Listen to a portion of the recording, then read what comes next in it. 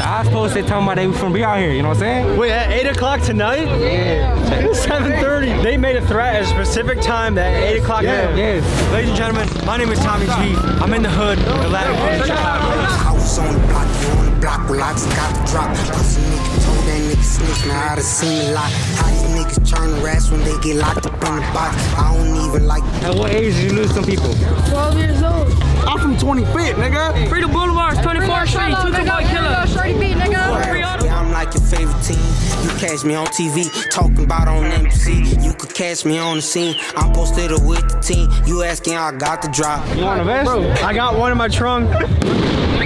The Latin Kings are one of the most feared criminal organizations in the world. The Kings were formed in Chicago in the 1960s to overcome racial discrimination and stood by three main principles: protect their families, protect their neighborhoods, and protect each other. Since the 60s, they have grown into Chicago's largest street gang with an estimated 25,000 members. Because the King leaders are currently incarcerated, they have developed a sophisticated system of communication that allows them to call shots within penitentiary walls. Today, we head to Little Village on the southwest side of Chicago, which is the birthplace of the Kings and an area in which they thrive. Let's hit the streets. Se hace el mañana, no he hecho nada. Llamo unas ladies para mi casa con unas ultras para enfiestarla. La noche nunca va a acabar.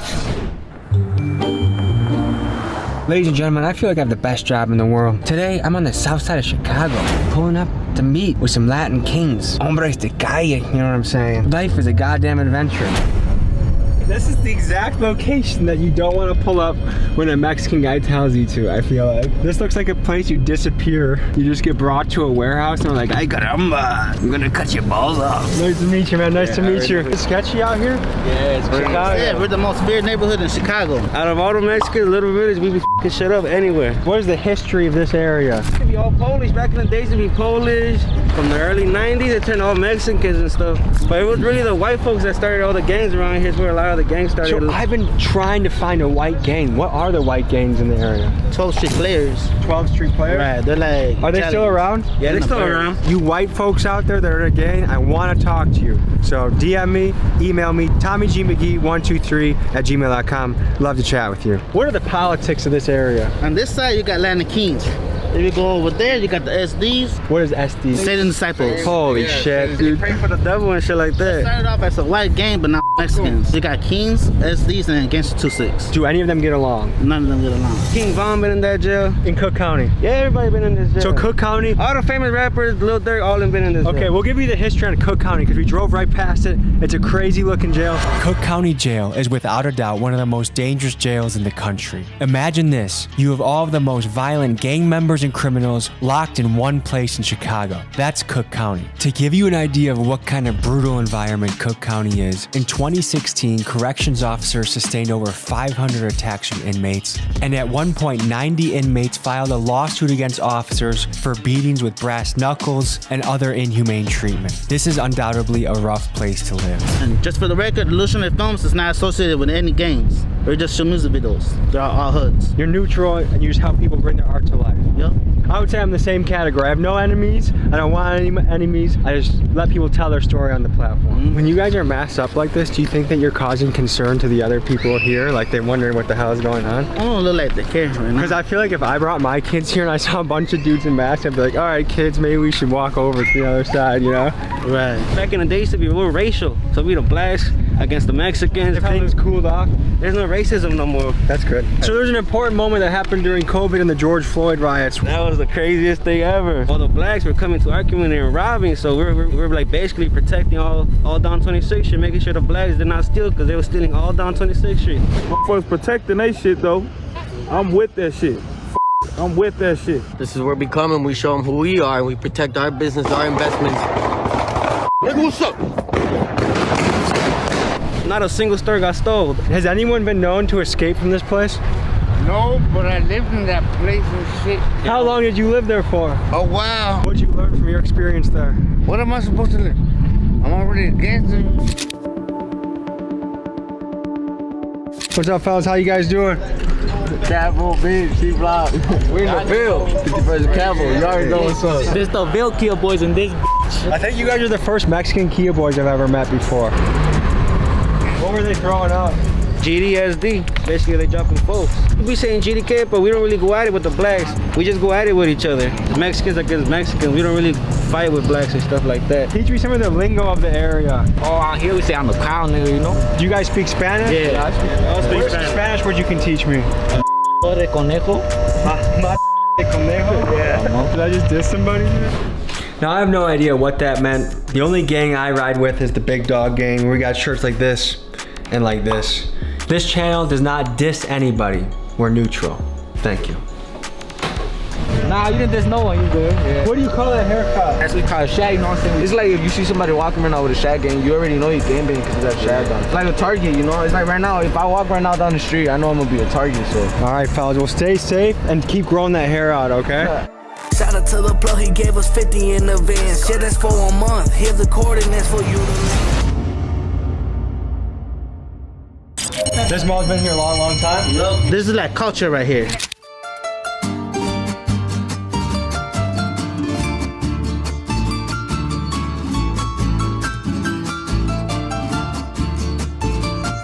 How you doing? How you doing? Good.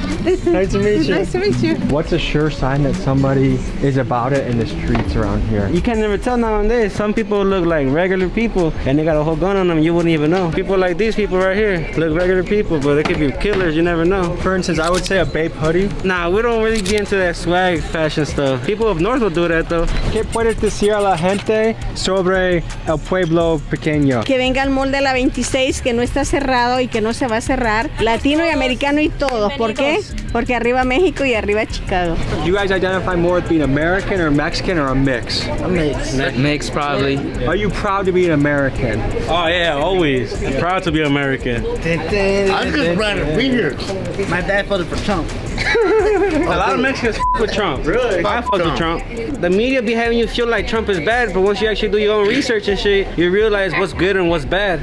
So right now he's in a big controversy. They're trying to put him in prison for up to 20 years for espionage. Do you think it's a witch hunt or do you think he might be guilty? It's a witch hunt. They don't like Trump because he said the truth. When you speak the truth, they'll try to get rid of you. I feel like they try to spread the narrative that Trump hated Mexican people. Now Obama deported more Mexicans than any other president combined. With Trump, at least you know what he's gonna do because he don't lie. Everybody else is like they're gonna lie to our face. Do you trust the government? You can't trust the government. In the past year, like about a year and a half ago, you see nothing but Mexicans right here in Little Village. But now it's nothing but Guatemalans and stuff because they're sending from Texas over here to downtown. And they're sending from downtown, they're sending them right here to Little Village. I mean, so far they haven't really started no trouble or nothing. But now it's hard to get ran and stuff. But it ain't nothing because at once we were all immigrants here. You feel me?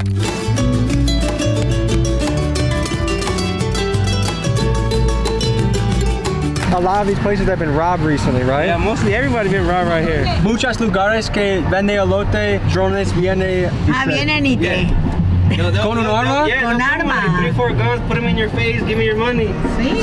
Hombres ponen un arma en tu cara. Ajá, sí. Es muy loco. Vienen así, mira, como él.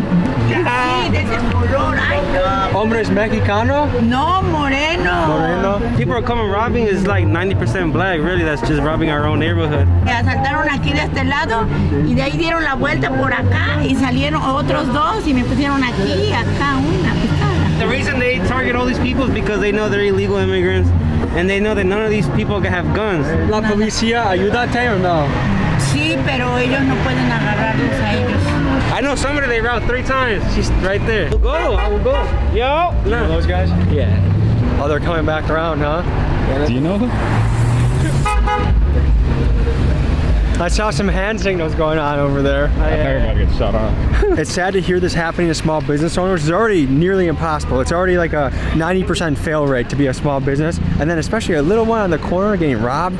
It's just bullshit, dude. So where are we right now? Last 31st and Kedzie. All the taco trucks and shit we got in this. This is one of the best ones in the area? Yeah, hell yeah. What does your grandma think when she sees you in a ski mask? I mean, she be tweaking and shit, but you know, gotta watch out out here, you know? Are there any gangster chicks around here? Oh, a ton of gangsters. Tortas out here. There you go. I'm playing. I don't know. Call them tortas? We can call them tortas. I want to meet a torta. You want to meet a torta? We filmed the first part of this video on an ordinary day in June and went back in September on Mexican Independence Day where things were happening. I'm not trying to get wrapped up in any like rivalry shit.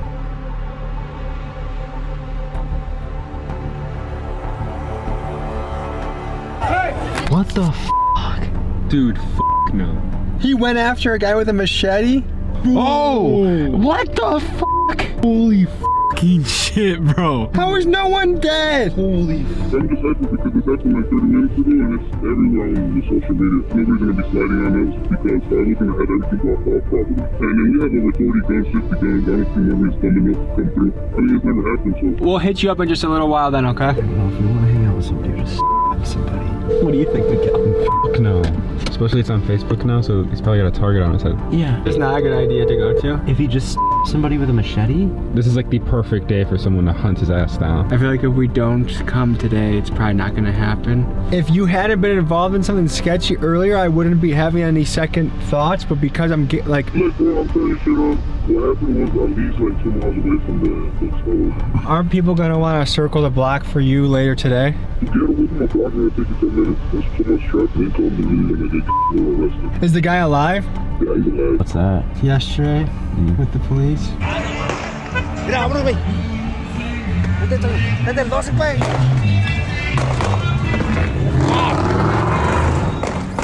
No se muevan, no se muevan. ¡Sí! Break up! Maybe scientifically impossible.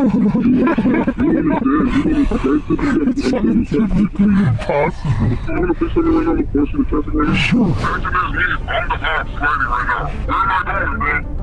I'm gonna bump it right now, and the party has not even started. You're a sitting duck, basically. If they actually move and walk it towards us, you would have to walk it towards like at least 300 feet. We'll see you in a little bit, okay?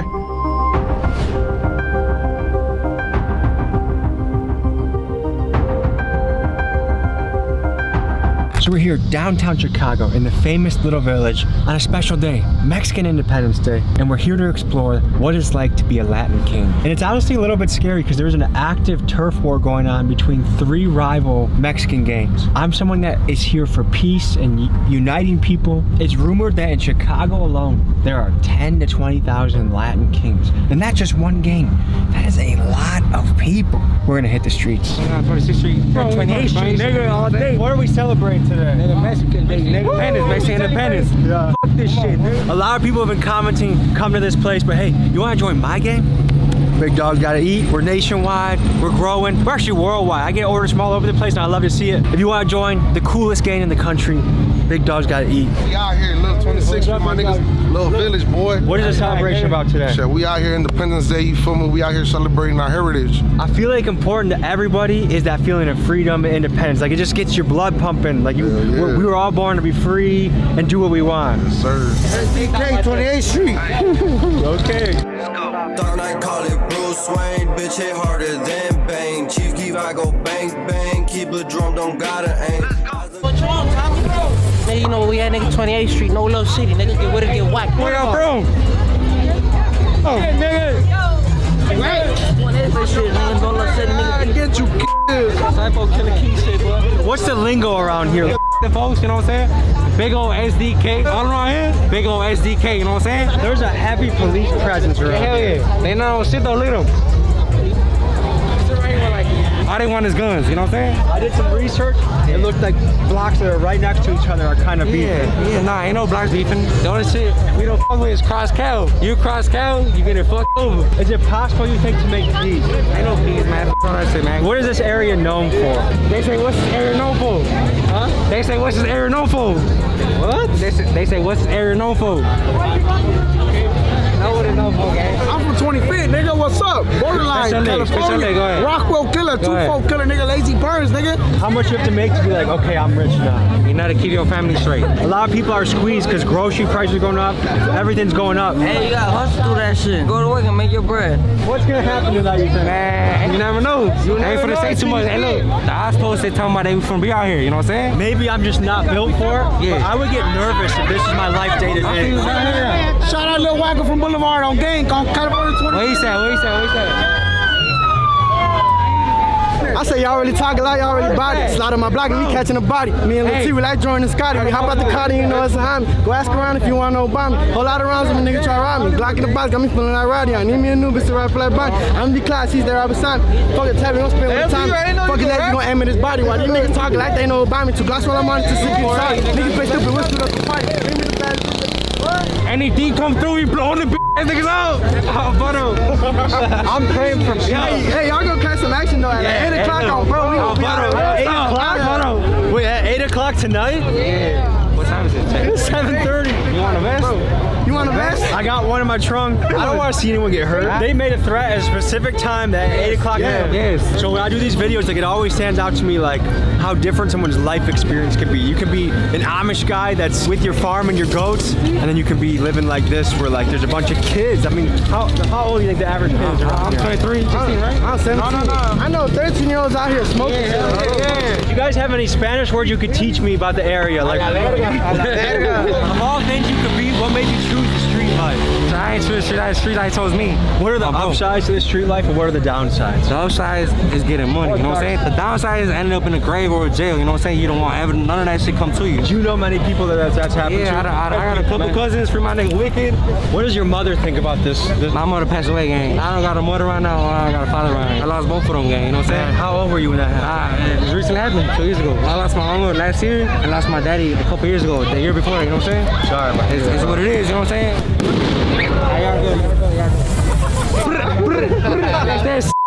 That loud kaboom got my heart rate up. That's nothing until you hear coming towards you, you know what I'm saying? You know what I'm saying? Yeah. What made you come into the street like this, shorty? At what age did you lose some people?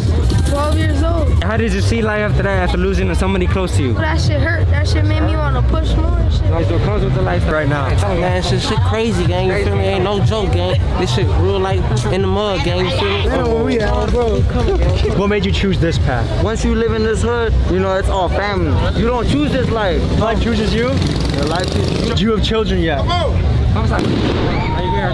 Damn it. I flinched on that one. So every few minutes, an explosion's been going off. You can just feel the energy in the air right now. It's a little, like people are expecting something to happen.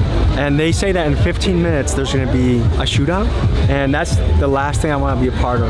I always hope people can find a way to find peace and love and brotherhood in this world. And this shit is no joke. So we got a couple more minutes until we gotta head out. I heard at 8 o'clock shit's going down. And that's not something I wanna be a part of. I already know it. So I'm gonna be out of here. I got you. If people tell me at 8 o'clock there's a shootout, guess what my instincts are? Get the f out of here. That's my instinct. Nah, the ops just know we out here because they know we be out here. You feel me? We outnumber them. They won't even think about pulling us down this block. What's the initiation process to get into the squad? We don't speak about that yet. No, that's secret? We don't speak about that. Can a white boy join? Tommy 28th Street. I'm not gonna make any Tommy simple 28th. Tell me what you got, gang. Talking about. What's up, gang? That's that. We do this shit for real. What you talking about? That's a wrap, folks. I'm going back to the safety of Milwaukee. Hey, come back. I appreciate that. Come back. I wish peace and prosperity for you guys. This ain't nothing though. Come back. There's very few times where I feel like we have to get the hell out of here. Do you feel that right now? I'm feeling that right now. That may have been the most reckless squad we've worked with yet. Did you guys feel a little nervous? Yeah. What the Especially because they're spraying the... I got a gun pointed at my face like 2 or 3 times. Oh, the ops are coming. Like, they were excited about it. Our plan was to meet with the OG that kind of runs things in this area, and we were just early to the party, so he hadn't popped out yet. But we can become so much in this life if you apply yourself the right way. Who am I to say that if I grew up here, surrounded by it? I mean, if ops are 2 blocks away, either way, you kind of have to join. Like, what are you gonna get beat up or bullied or bitched to not join? Like, even just the basic decency of not pointing a gun at somebody's face. Dog. Hey, they say you loud, you're scared. Yeah, dog. They said there's a shootout at 8 o'clock. I'm not trying to be a part of that shit. That means like the videotape. They made a threat at a specific time that 8 o'clock. Yes. Anything come through, we blowing the ass niggas out. When you're in a really treacherous area, everyone is a potential threat. The mind doesn't relax. It's survival mode. Like, this isn't an environment where you're just, oh, I'm gonna read a scientific textbook and take notes and highlight it. I just hope these types of places become more stable and safe for everybody. Chicago's Cook County Jail is one of the largest and most notorious jails in the United States. Home to around 6,000 inmates, many of whom are heavily heavily gang affiliated, this is a massive correctional facility that has incarcerated some of Chicago's most infamous criminals like Al Capone, John Wayne Gacy, Larry Hoover, and King Von. Currently behind the barbed wire walls, Cook County sheriffs are battling against a serious and invisible drug epidemic called paper strips. What happens is smugglers take harmless looking items like books, court documents, or family photos, and they soak them with synthetic chemicals ranging from cannabinoids to fentanyl, some of which are lethal and lead to overdose deaths. So today, Cook County Sheriff Tom Dart invites me in to show me how his team of officers fight against this problem. And we even see a raid on a high security cell block that uncovers drugs and homemade shank. This is Tommy G, Tom Grishesky. Hey Tommy G, I already got the heads up about you. You're good. Thank you so much. All right, folks, we are at Chicago's notorious Cook County Jail, and we're gonna be looking into their drug epidemic with the strips, the paper strips. And this is an extremely notorious Chicago jail. I mean, just where we are right now, this neighborhood is hotly contested Little Village territory where we have the Two Sixers, the Latin Kings, Satan Disciples, Maniac Disciples, and all sorts of gangs just all over the place right here. When they lock them up here, the guards have to figure out a way to keep it safe, which is a logistical challenge. This is a place I'm very excited to learn about. We'll bring you in just a moment. All right, back in the paddy wagon again. I can't imagine spending any amount of time in a place like this. To do anything that frequently puts you back behind these walls, to me is kind of a mind-blowing loop to be stuck on for a human. But I also think it has so much to do with neighborhood, culture, and structure, and influences. That's one thing that if you want to change America from the ground up, we gotta increase fatherhood, we gotta make reading and learning cool, we gotta make cleaning up litter and taking care of the environment cool.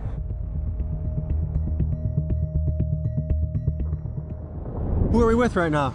Tom Dart, Sheriff of Cook County. Tommy, nice to meet you. Good to meet you. And you're gonna be taking us on a tour? Yeah, we're gonna go into Division 6, which is one of the, about like 15 different divisions that we have right now here at Cook County. And do you know how many officers you have on staff at a given time?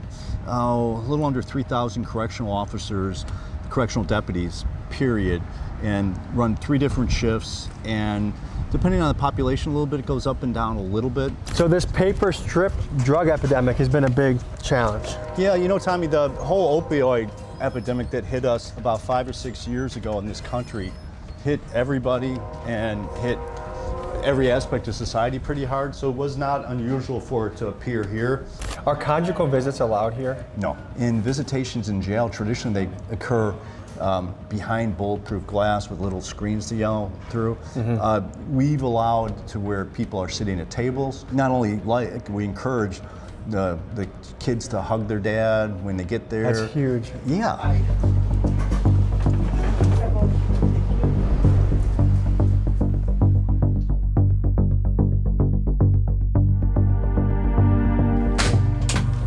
Right to your right, sir. So we're going to the basement of Cook County, and apparently it's like a tunnel system under here. Easy to get lost. This is a behemoth of a building. I mean, to house 6,000 inmates at a time and up to 9,000, just the infrastructure that needs to happen is considerable. You have to remember, a lot of jails are kind of like paramilitary organizations. They have a hierarchy in the guards, and there's a certain way you can walk and talk, and it's almost like boot camp for criminals, bad guys. So which unit are we in right now? We're in Division 6 down in the basement, and we're heading to the mail room. And this is known as kind of medium security area? Yeah, yeah. Okay. Hey, bud. Good seeing you. So this is seized paper strips. Yes. Yeah, that was one of the major problems, was 2 things. One, a lot of the stuff we were getting wasn't traditional narcotics. And so a lot of testing didn't show much, because originally when this first hit us, they were using stuff like rat poison. People were smoking rat poison? Oh yeah, yeah. Not only is the substance easy to smuggle, but it's a Russian roulette of a drug because it's almost impossible to know what you are smoking. For example, there are reports of this paper drug being delivered coated in toxic compounds like roach spray and rat poison. Now folks, the most common chemical application on the strips is synthetic weed, which is also known as K2 or spice, which as a high school kid in Illinois in the early 2010s, I experienced this stuff firsthand. It is an incredibly intense high that sometimes resulted in me having to lay down and basically hallucinate hallucinate for the first 10 or 15 minutes of the experience. And this is just another dangerous aspect of the strips because it can leave the intoxicated inmate incredibly vulnerable to being attacked, or in the case of what's happening in Georgia state prisons, tied up to be extorted for money. And so now Cook County sheriffs face a tough catch-22. They can either continue to allow physical paper documents through the mailroom, which civil rights advocates would say is a protected First Amendment right, or like other jails and prisons, they can completely ban mail altogether and force inmates to receive digital copies of communication. So none of those things would hit if you test them because they aren't illegal substances. We test enough of it just to know what it is people are trying to sneak in these days. And it's now like different variations of cannabinoids that they're doing that keeps changing. We put so much time and energy into this thing, buying machines, not just dog sniffing, because none of the traditional stuff worked. We added all this stuff, but then we opened up all sorts of criminal investigations of people bringing it in. This month, a corrections officer was accused of agreeing to smuggle in drug-soaked papers in exchange for $2,000. Outsiders, insiders bringing it in, the whole 9 yards. And in doing it, one of the times we did it, we did a search warrant, got in the house and found all these things that this guy was using to make these compounds. And with it, he had like his formula that he was doing. Yeah, this is some mad scientist absolutely kind of job. And he was sending it out to other people too. He'd take money for it. A sheet this size would go for at least $1,500. While filming another story I'm working on covering the programs offered to inmates within Cook County Jail, I got to speak with some of the inmates about the strip epidemic, and here's what they had to say about it. Strips a drug people do on the streets, or is that like a jail and prison only drug? I think it's like a jail and prison only drugs. No one's doing that in the streets, right? No, nobody doing it in the streets. Because it's like, and here you really can't get what you get in the streets, so. And what do you think motivates people to do strips? I think some people, when they start doing strips and everything, I think some people just be bored because jail just is like a repeated thing. And that's why programs like this are so important, because it takes some of the boredom out of jail? Yes, sir. What do you think motivates the guys doing the strips to do them? Some people don't see the light. Some people feel like they never coming home. Some people have drug addictions prior to coming here, so it's a substitute. Te puede matar en algún momento, te pone como estuvieras borracho. Como un zombie? Sí, te pone como un zombie. Now we're about to be on our way to an active raid happening where we go through a cell block and see if there's contraband in the unit.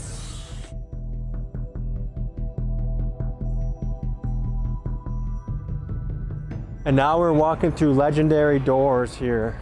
Anyone that is in the streets in Chicago knows about Cook County Jail. And famous rappers have been behind bars here. King Von, Little Durk.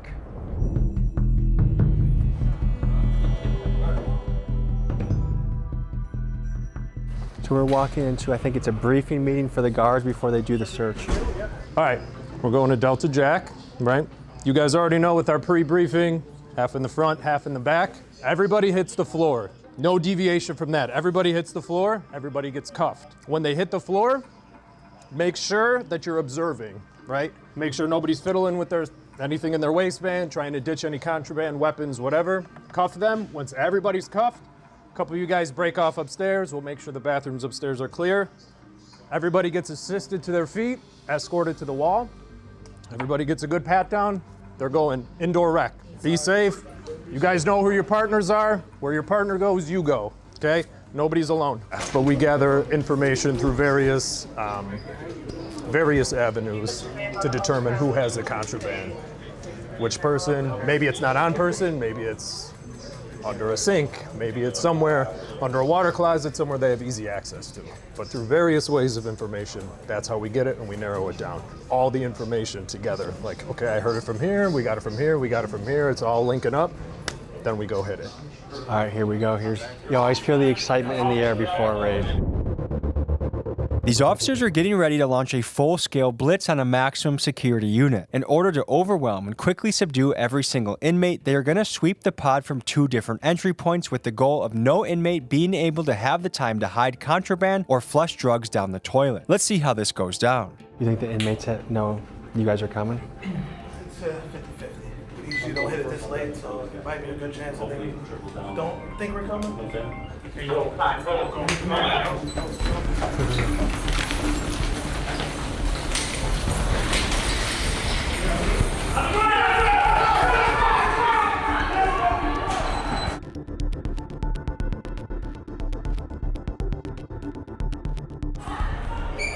They got everyone on the ground. The first step is securing everybody. Look, you see people peeking their heads out of their cell too. But to be an inmate and to not know when this is gonna happen, that at any moment throughout the day, they can come in, rush you, and start the search. If you're on the side of smuggling, you have to stay on your toes at all times. What are we looking at so far? So you have a shank made out of a screw. And then here you got what we call roaches, right? We haven't opened it up yet. That's fine. This was laying on the ground, this was laying on the ground. But you think that's strips? So usually, typically, yeah, each roach will contain multiple strips. What's this? This is basically what it is cellophane that's rolled, right? And they roll it until it gets really hard.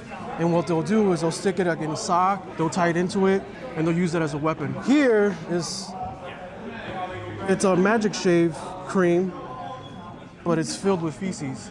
Really? Yeah. So it's a weapon, a biological weapon? Pretty much, yeah.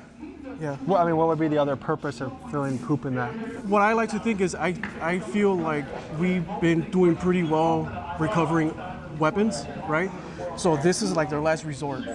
Okay, so right now behind us, one by one, every single inmate is being searched, and a search is an unpleasant experience. I mean, some of these guys are getting their shoes taken off, socks taken off, they're getting felt around the groin area, the most common smuggling areas.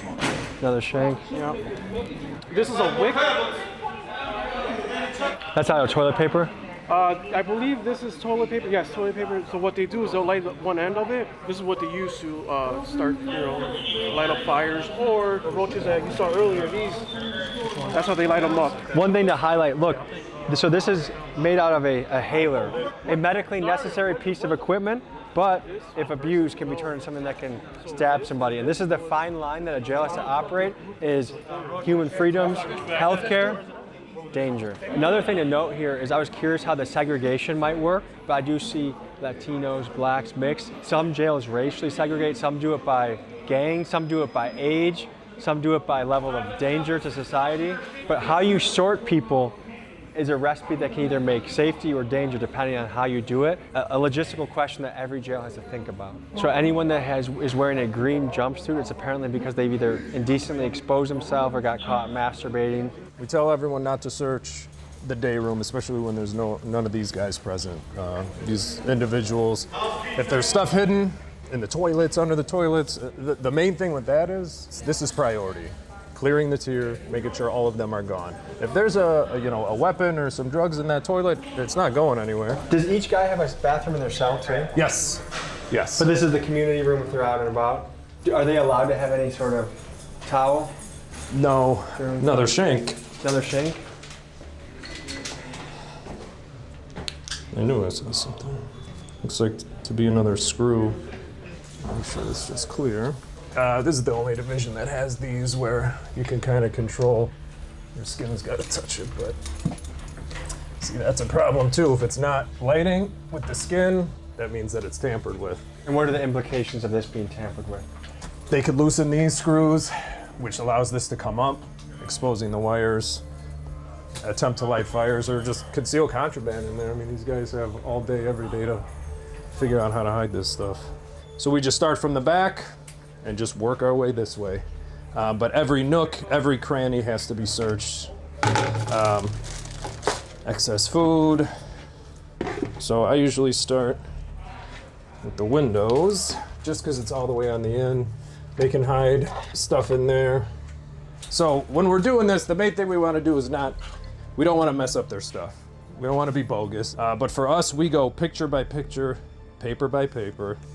These guys are ingenious. They could have 2 pieces of paper glued together with drug-soaked paper in between them, and just any quick glance, you wouldn't even notice. So this is usually a big indicator, the holes in the mattress.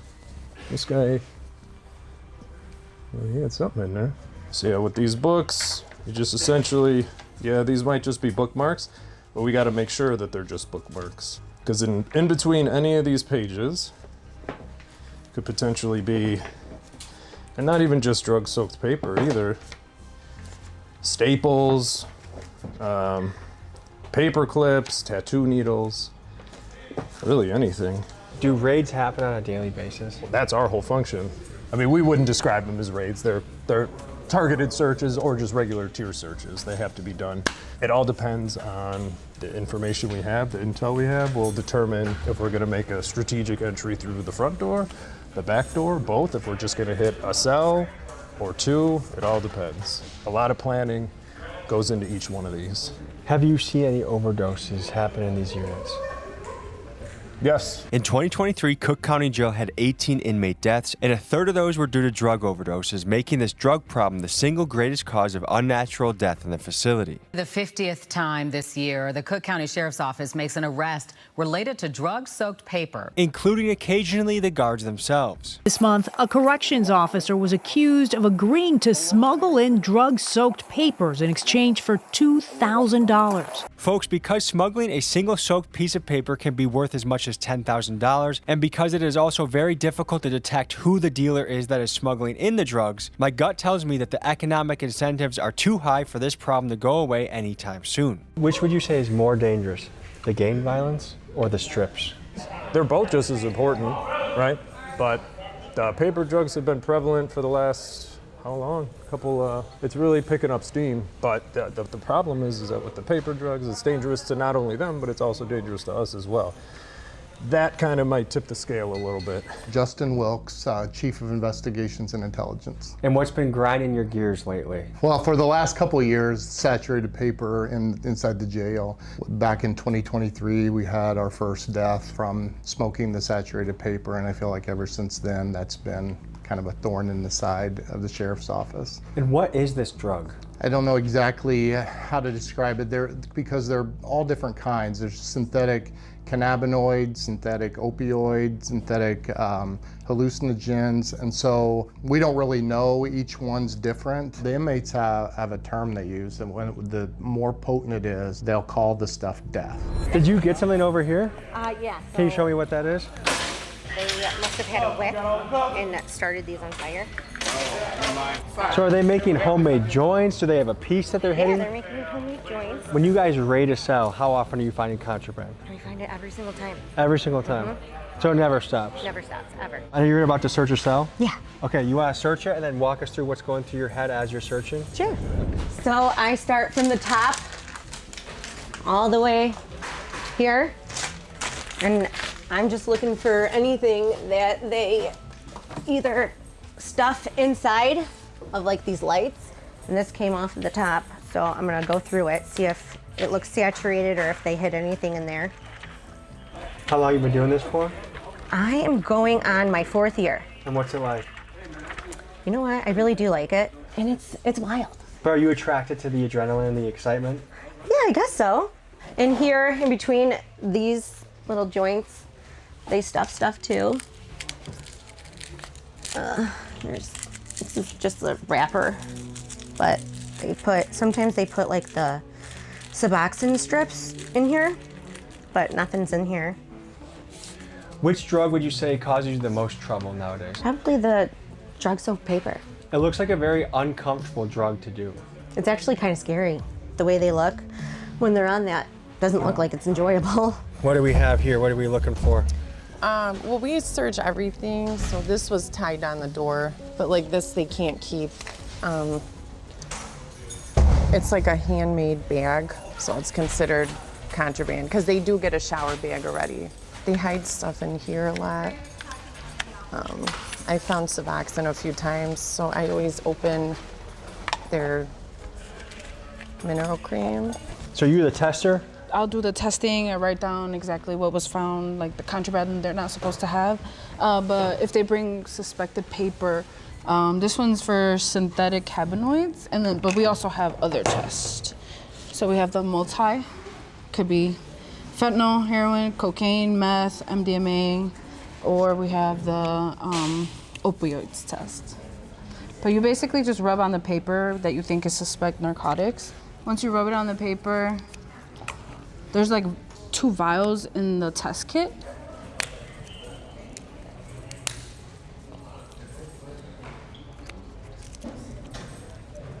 So this one didn't show anything. So it's not, if it's actually something, it's gonna look like this one here. No, this is nothing. Like you can see the different discoloration, and it shows brown would be the cannabinoid. So this is hooch. This is jail-made alcohol. The start of it. You can see there's a little bit of the juice, but they put a lot of different things. Like one time I found one with corn in it. Yeah. Whatever starts it from like the yeast or whatever, that's what they wanted to make that alcohol. And can you describe the scent? It's crazy because it actually smells like alcohol, but it also smells really bad. If someone is caught smoking a strip, do they get extra time added to their sentence? So we will charge them an additional crime. So anybody that is in possession of the saturated paper, depending on the schedule of narcotic that it comes back from the lab being, a lot of times it's a class 1 felony. What is a hit on a paper strip run for in these jails? So depending on the potency, we've seen it up to $10,000 for an 8.5 by 11 sheet of paper. So they will cut those up into little $25 strips. And that's where the overdose comes in, is it's hard to judge the potency until you've tried it. Right. Yeah, and each guy is trying to outdo the other guy. What can a successful paper strip dealer stand to make in a month, you think? In our one case that we had, the guy was bringing in, I don't know, so it's hard to tell because he was distributing it throughout the country. So it wasn't just here that he was doing it, but he was bringing in, I would say, over $100,000 a month. Does it blow your mind to see people return again and again and again to conditions like this? Yeah, our system is broken. Prior to this, I worked at IDOC as well, at Stateville Penitentiary. What are the differences that you've noticed working both jail and prison? Prison, you got guys with guns watching you, unlike here. It's more, controlled. You'd be walking the line of guys and you got guys with guns on top watching you, making sure nothing happens to you and or anyone else. So. What is it like being lied to so frequently? It's hard because when you want to help someone, you really don't know if they're telling the truth or not, or they're just trying to spin you to gain whatever it is that they're trying to achieve. Now that you've witnessed a raid reveal weapons and drugs, let's take you to the basement of Cook County Jail where much of the battle against smuggling is fought. Tell me about your role in this operation. What we do is we search the mail as it comes in. They go through all the mail, but they do not open anything. They just separate it per division. We go over and take all the mail and bring it back over here, and we will open it by hand, and we will search everything. Here they have a mailroom and drug detection laboratory where specialized officers hand search through the packages, letters, and books that come in, and they use infrared scanner technology to hunt for the invisible paper spray drugs. If you were to guess, what are the different things we're looking at here? Our first instinct when we look at a book, it's all starting to fade here and getting all watered. And so there's sophisticated communication going on where they know, hey, look for pages 152 and 171, Correct. And that's my drug. Absolutely right. Absolutely right. So the vast majority of the book could be innocent, but 3 pages are what can make someone a few $1,000s. So it is time consuming. You got to go through each page and look at each one. Might be different. So this is a recipe an inmate wrote to somebody else? Correct. Okay, let me just read this out. This is a pretty crazy mixture. K2 spray, which that in itself, wild. Embalming fluid, purple can of Raid, boil the leaf with the water, nail polish remover, fertilizer, bed bug spray. Yes. You guys need to think of better drugs. This is wild to put in your body.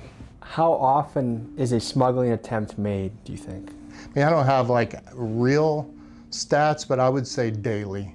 Just the amount of paper that we found in here saturated with something would lead me to believe that it's coming in from every avenue that's possible. And then you walk a weird line between inmate rights and inmate safety. Right. Tell me about that. Most of them are not convicted of a crime yet. They're here facing their trial. And so they're innocent until proven guilty. And so there's this feeling that they have rights and that they want to be able to communicate with their family on the outside world. And you want that for them. You just have to understand that some people take advantage of that. Folks, keep in mind that Tom Dart and his team at Cook County could easily eliminate most of this drug problem by completely banning all physical mail, but they intentionally choose not to. Instead, they believe that the family connection that comes from getting real photos and letters is worth the risk and is a key part of the rehabilitation process. Can you explain what's happening right now around us? So this is the mail room for Division 6. So all mail coming from the outside, from family members, the whole 9 yards comes in here before we give it to them. It's examined by machines and by humans to make sure it doesn't have any type of contraband in there. But for our purposes, the big part we're looking for is drug-soaked paper, but we're also looking for everything else under the sun. You want to check out this machine? Yeah, if we could. This was something that we got in when things started really heating up and things were really getting difficult. They call it a T-ray machine. It's not an X-ray machine, so it's safe for your hand. And it's not going to have X-rays, something that's going to hurt your body. What they do is when you get the mail, you put it on here, and it calibrates to the machine. But these are 6x9s. You can select standard mail 6x9 to 10x13s. So this is 6x9. So once you put it on, as you can see all these red lines, and it's like an air movement. But no matter how much I try to push the air out, all the red, which is deep saturation, comes back in again. And So that indicates there's some uneven weight distribution. correct, of saturation, some kind of saturation, some kind of moisture that's inside it.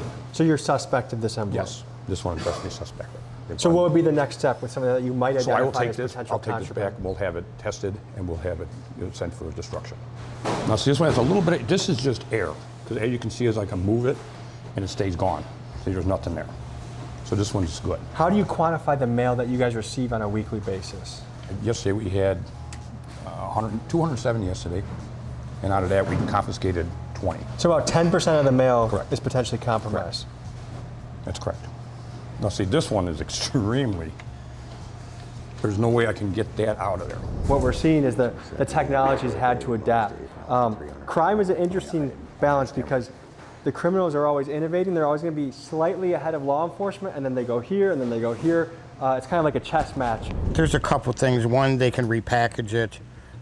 If it comes in, they'll just, seal it back and ship it back. Another thing is third-party Amazon.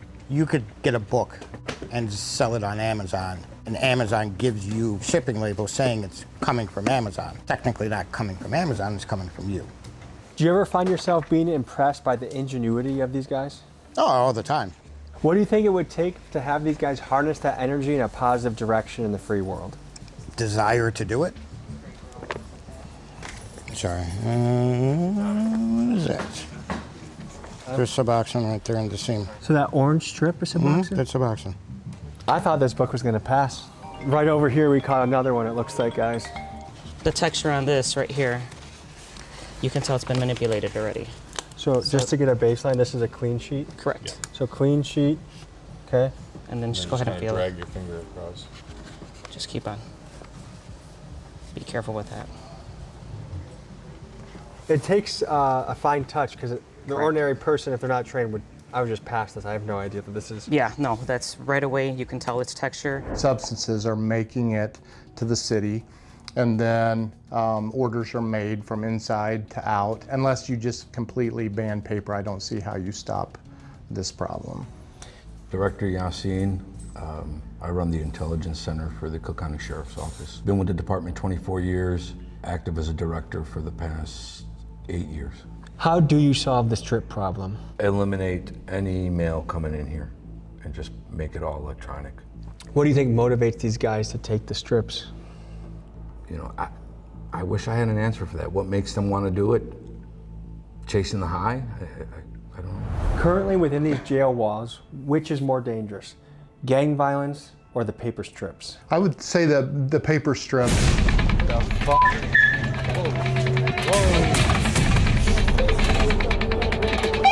Damn, they're coming in hot. Yeah, they be hot as hell. Back off, Tommy G. Hey, I'm not trying to. Hey, back off. Talk to me, man. What are some major events that have happened in the last year? Tall niggas got smoked. I ain't go cap. That's wild to hear from a guy your age. This nigga. I know it's hot outside, but I still gotta keep my heat tucked. Born in the rack, Montevideo, I ain't even need no visa. Pulling the hot block right now, nigga. Feels like you're on my motherfucking rock star. I just survived with do dash up on them cop. There's been a lot of people that knew how to move and got killed. If it's your time, it's your time, bro. It's a combination of both. Welcome to Little Village. We the Latin Kings, nigga. You know how the fuck we coming, man. Last time I met with the Latin Kings of Chicago, I left after only 45 minutes because they told me a drive-by shooting was about to happen. I was supposed to tell them they was gonna be out here, you know what I'm saying? Wait, at 8 o'clock tonight? Yeah. It was 7:30. They made a threat at a specific time that 8 o'clock. Yeah. Due to the chaos of the situation, I felt like I didn't get to really know these guys that well, and I was curious what life was like as a member of the most notorious Latino gang in Chicago. After all, we're talking about Chicago's infamous Little Village, an area where the same gangs have been beefing for decades. One of the things that makes this area really crazy is that some of the King's most dangerous rivals, like the Two Sixers, the Satan Disciples, and the Maniacs, sometimes live within only a block or two of each other. Can you imagine growing up somewhere where a sworn enemy of yours is a 2-minute walk away? So to get to know these guys better, I tap in with 3 different King sets and meet with guys like Corrupt, Savage, and Baby 8. And we take you into the danger zone, where active game wars are happening, and here you'll get unprecedented access to see the Kings like no documentary crew ever has. Let's get boots on the ground.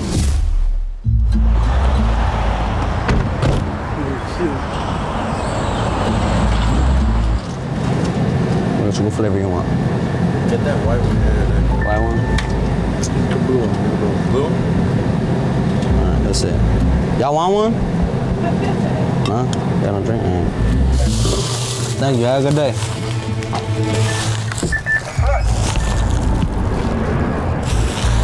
One thing you do, you keep these motherfuckers on you. Pistols on my head, bitch, and we fly with big shit. Get shot in your face, just been claiming you a 2-6. As these on the floor, two girls, some hoes, folks on the even on the internet, I see folks in prison school. You ain't really like that, keep on out and get your niggas back.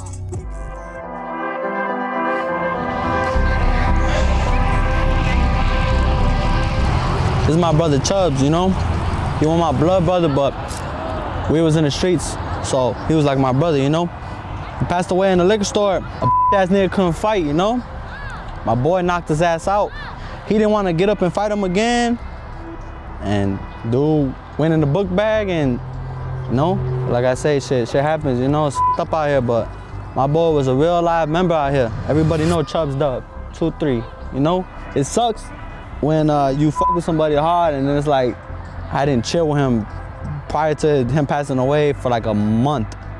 Passed away August 31st. Every time I see a young man in a graveyard, to me it's like the cycle is gonna go deeper because then you gotta retaliate, then you gotta get revenge. Like when does the cycle ever end? I don't think it's ever gonna end. Sometimes there's action in the streets that feels like it needs to be done, but then you're also playing with this life and the afterlife. Do you ever think about that? I ask God, you know, forgive me for what I do. I make mistakes out here, and the world we live in, it's kind of cold, man, and it's kill or be killed. And that's not just in the sense, you know, I have a good heart. I still have a good heart, you know, but I just been through so much shit. No, whether it be anybody, I've been through it with my enemies, I've been through it with my family, I've been through it with the niggas I'm in tour with, and in jail, whatever, anything, you know, and it just like, it puts you a certain way, and how else could you, that's why I say it's a never ending circle, you know, because it's not just gonna start, and it's not just gonna end how it started, it's gonna keep going. What are the symbols on your face? 2-5. That's your street? Yeah, that's where I'm from, for 25th. You got a song to make when the night's gonna fall and we're gonna link back up again. Yeah, man, it's gonna be lit tonight, man. It's a movie. Do it. You know that. You better not slip or you gon' fall, and that's gon' be your last. We smoked your mans, matter of fact, come get it back in blood. I see you posted with them little guns, your ass is not a thug. We turning up and we off them drugs, we got your shawty slung. You out here locking, walking, talking, kicked on the stand. You like you on my motherfucking rock star. I just relax, we do dash up on them cop. The way I feel rap is right now, I feel like we're in the crash out era. What's glorified right now? Yeah. People saying that they'll kill you for anything? Yeah. Okay, so you live in Borderline, right? Yeah. How far is the people that you're not friends with from where you are? A block, they're 1 block. Does that sound insane to you? Yeah. They gonna get you, bro. You just gotta know how to move, bro, you know? Not even just that, some people know how to move. There's been a lot of people that knew how to move and got killed. If it's your time, it's your time, bro. It's a combination of both. From what age you feel like you were conscious of, hey, I have to move a certain way? I feel like with age, I've gotten wiser and smarter, and I've been more aware. I've been able to dissect who's who, and or like, you know, that's why I got long hair, you know, that's good.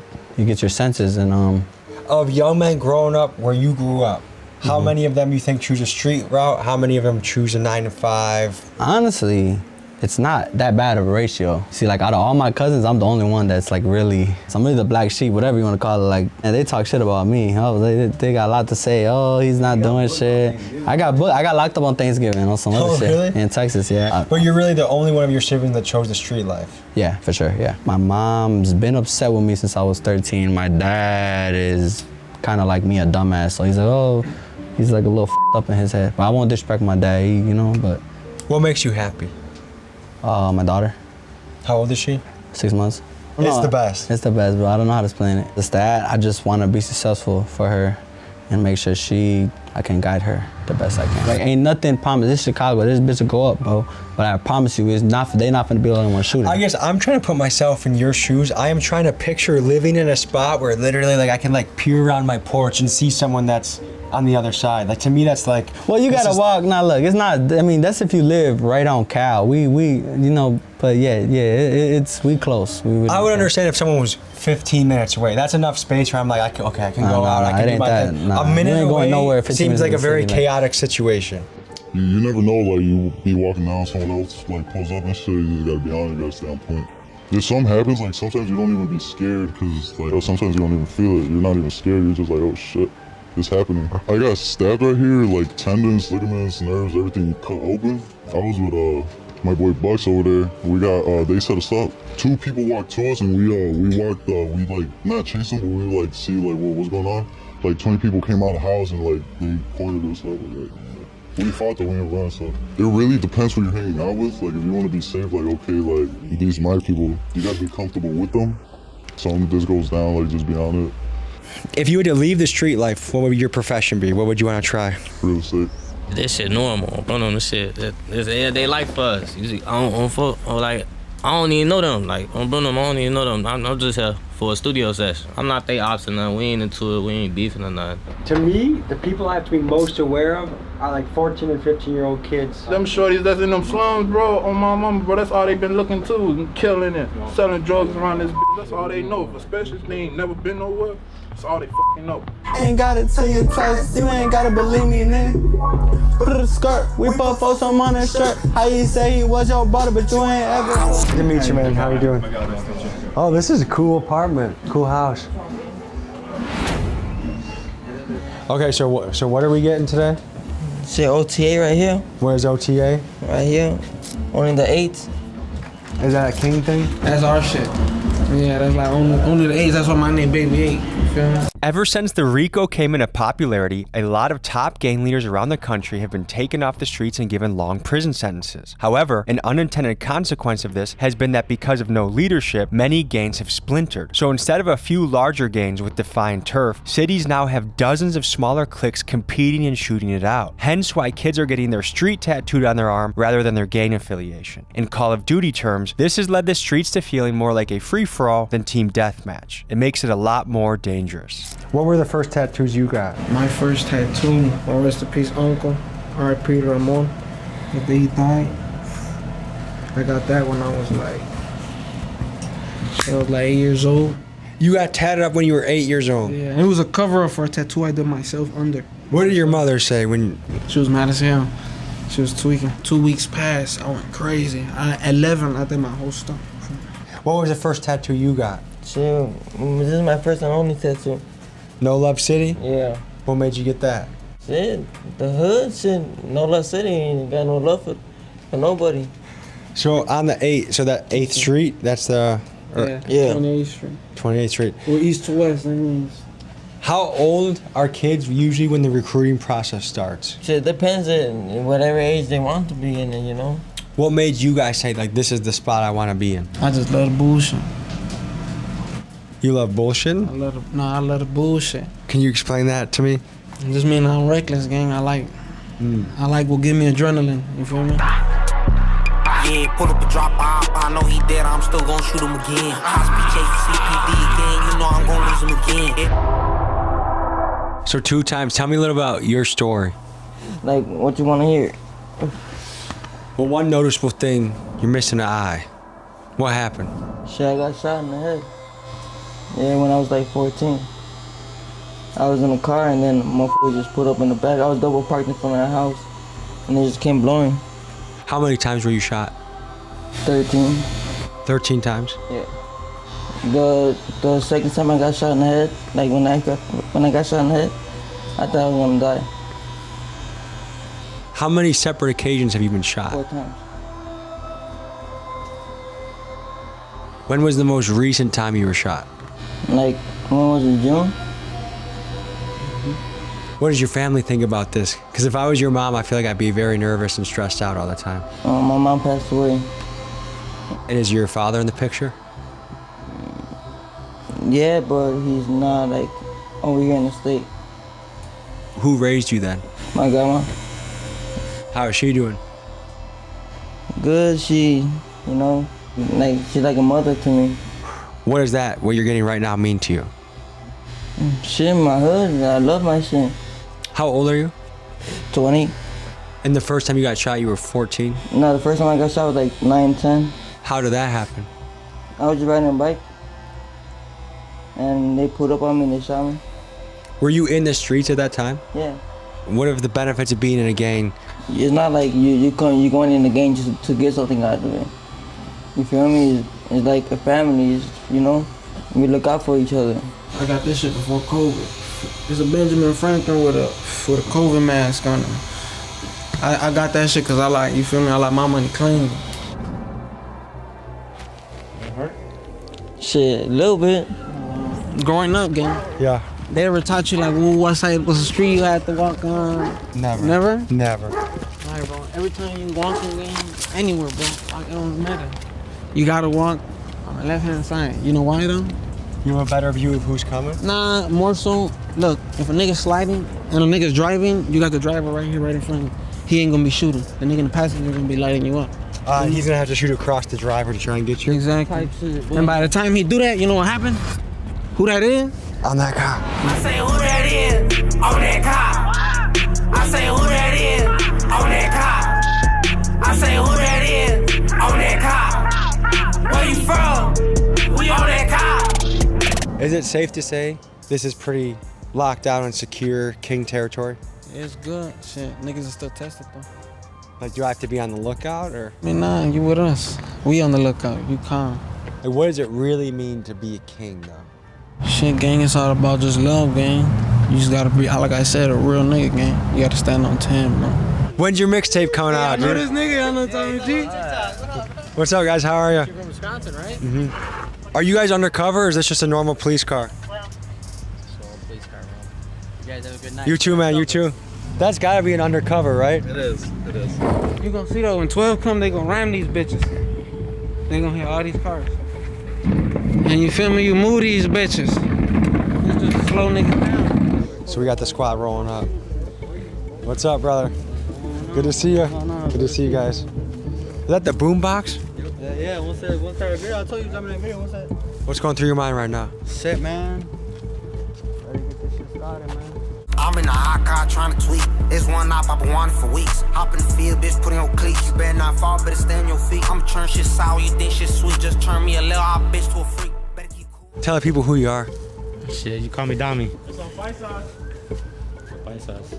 What's Paisas? Like your average Mexican, like, you know, 9 to 5, I guess. So Paisas is like, oh, you're a civilian, kind of? Oh, yeah, probably everybody. They're coming? Probably. Why you got a flashlight? So when the niggas come, you can see who's in the car. That's good strategy, honestly. Yeah. In order to secure the block a little bit more and feel a little bit more comfortable, the police camera was wrapped up so that operations can continue without a hitch. So, some strategies involved. How you talking about bodies, you talking about murder, you talking about shit that I did. It don't take long to put on mask and black out all of my feet. Put a switch behind the back so when I slide, I make my shit. What's up, man? We brought you right here, man, to the in the trenches. How you feel? I'm not trying to be a mathematician here, but like, how many blocks do you think the Kings control in the area? We don't control shit, man. We just be here, you know? You know. How far are we from the borderline? 7 blocks, something like that. Do you use the garbage can technique? Man, you gotta see it to know, you know? It's a good strategy though, don't you think? Smart, right? You gotta know how to maneuver through that bitch. Is that undercover? Yeah. He's shining a flashlight at them? What are you seeing right now? Shut up, Goofy. He ain't wanna come down the block. There's nobody though, it's a random nigga. He's just scary. He ain't have his lights on. You can't be doing that shit. Can't come down here flying, can't come down here without your lights. It's issues. And you get problems. If you could speak, there's a lot of young men considering what they should be doing in life, what their move should be, whether they should go to college, whether they should go to be a plumber. They ass gotta go to school, stay ass in the books, stop trying to be something they not, just be good. F all this shit ain't really what it look like, what it seem like. Whoa. Damn, they're coming in hot. Is everything okay, officer? How's it going? Man, you guys came in hot. Is this a normal situation? Yeah, they be hot as hell. They run up, but they ain't no shit. Whoever came hot through that alley, it felt like a drive-by was about to happen. But then I saw it was you guys. Hey, get out of the street. I'm gonna lock your ass up. Get the fuck out the street. We're the police. We're here because of you guys. Well, we didn't do anything. We didn't do nothing illegal. We can't stand around hanging out as friends. What the Not on the city block, man. Sir, if we're just making a music video, is that really such a big deal? Permit for that, bro. A permit, dude? What is this, Russia? You can't be smoking weed. You can't smoke weed on the sidewalk. You need a permit for a city. Isn't weed legal in No, this? it's not. Hey, back off Tommy G. Hey, I'm not trying Hey, to. back off The thing is, sometimes in the legal system, like they find a little thing to try and get in, and that's it. But that's kind of, I don't like how people use power that way. Like if someone's a cop and they're fair about it and they play by the rule book, that's fine. But kind of trying to go up like this to try and. He running them goofy. Were you sketched out when that was happening? You gotta expect shit like that happens. So is it basically if you remain calm, everything kind of turns out okay? Yeah. If you started running, they probably would have chased you. Okay, we interviewed you last year, right? Okay. No story. What has changed? We've talked almost a year ago. What has changed in your life since then? Fucking life, nigga. Talking about gang. What are some major events that have happened in the last year? Tall niggas got smoked. I ain't go cap. That's wild to hear from a guy your age. This nigga. That shit hectic. I ain't go cap. Are you still in school? Yeah. Like, what are some big life lessons you've learned in the last year? Don't lack, gang. You lack, you get smacked. Is it a goal of yours to finish high school? Yeah, for my OG and shit. I'm trying to do that shit for her. Who's your OG? My nigga, you don't need to know that shit. My OG's my OG, nigga. My OG's my mom. How old are you? I'm 14 now. When you interviewed me, I was 12. Do you feel like you're one of the youngest in the game? Or are there a lot of kids your age doing this stuff? They're sort of younger than me, gang. What's up, man? How you doing? What are you up to tonight? Being on the block, bust out, come out here. Hold some pussies, man. Look at this. They trying to stop it out here. How old are you? Man, I'm 12, man. What, do your folks know you're out here? Y'all. What do they think? We be out here every day. Every weekend, we be out here. So what do you want to be when you grow up? Anything. I could be anything if I want to. I don't know, okay? Well, stay safe, okay? Have a good night. Have a good night. That's unbelievable. That is fucking unbelievable. I'm almost at a loss for words. And if he's 12, he might be exaggerating. He might be 10, 9. So the other thing that's crazy about this is not only do you have to be concerned about rivals that live very close, but then you also have to constantly be concerned about law enforcement and spending life behind a cage. I'm just trying to see the upsides of this, I guess. Besides making cool music and having badass music videos. 12 again. That's a bright ass light. Is it normal for them to come to this many? Yeah. So this is their third time showing up. You know the guns out here, bro. They know we're gangbangers, whatever.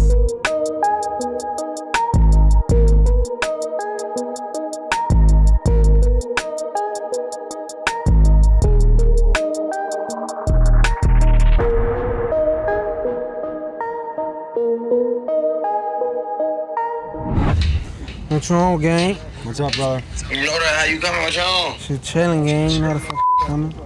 What y'all in the trench? Yeah, gang. If I were on deck right now. Tell them how the fuck we coming, gang. Real loud locked in. Hell yeah, brother. Did you get to perform today? Hell no. Well, we're gonna be in touch. I want to cover your story. I want to see how we can do that. No, I'm back home tomorrow. But we'll link up. We'll make it happen. But yeah, the police are on us right now, so we gotta be on our P's and Q's, you know. Right, I bet. No, but you already know, Scoop. Over the course of the next hour, the police hit the block 4 different times. Sometimes they rolled deep, sometimes they sent undercover. But after all this activity, the Latin Kings decided that the block was too hot and to call things for the night. So we went home.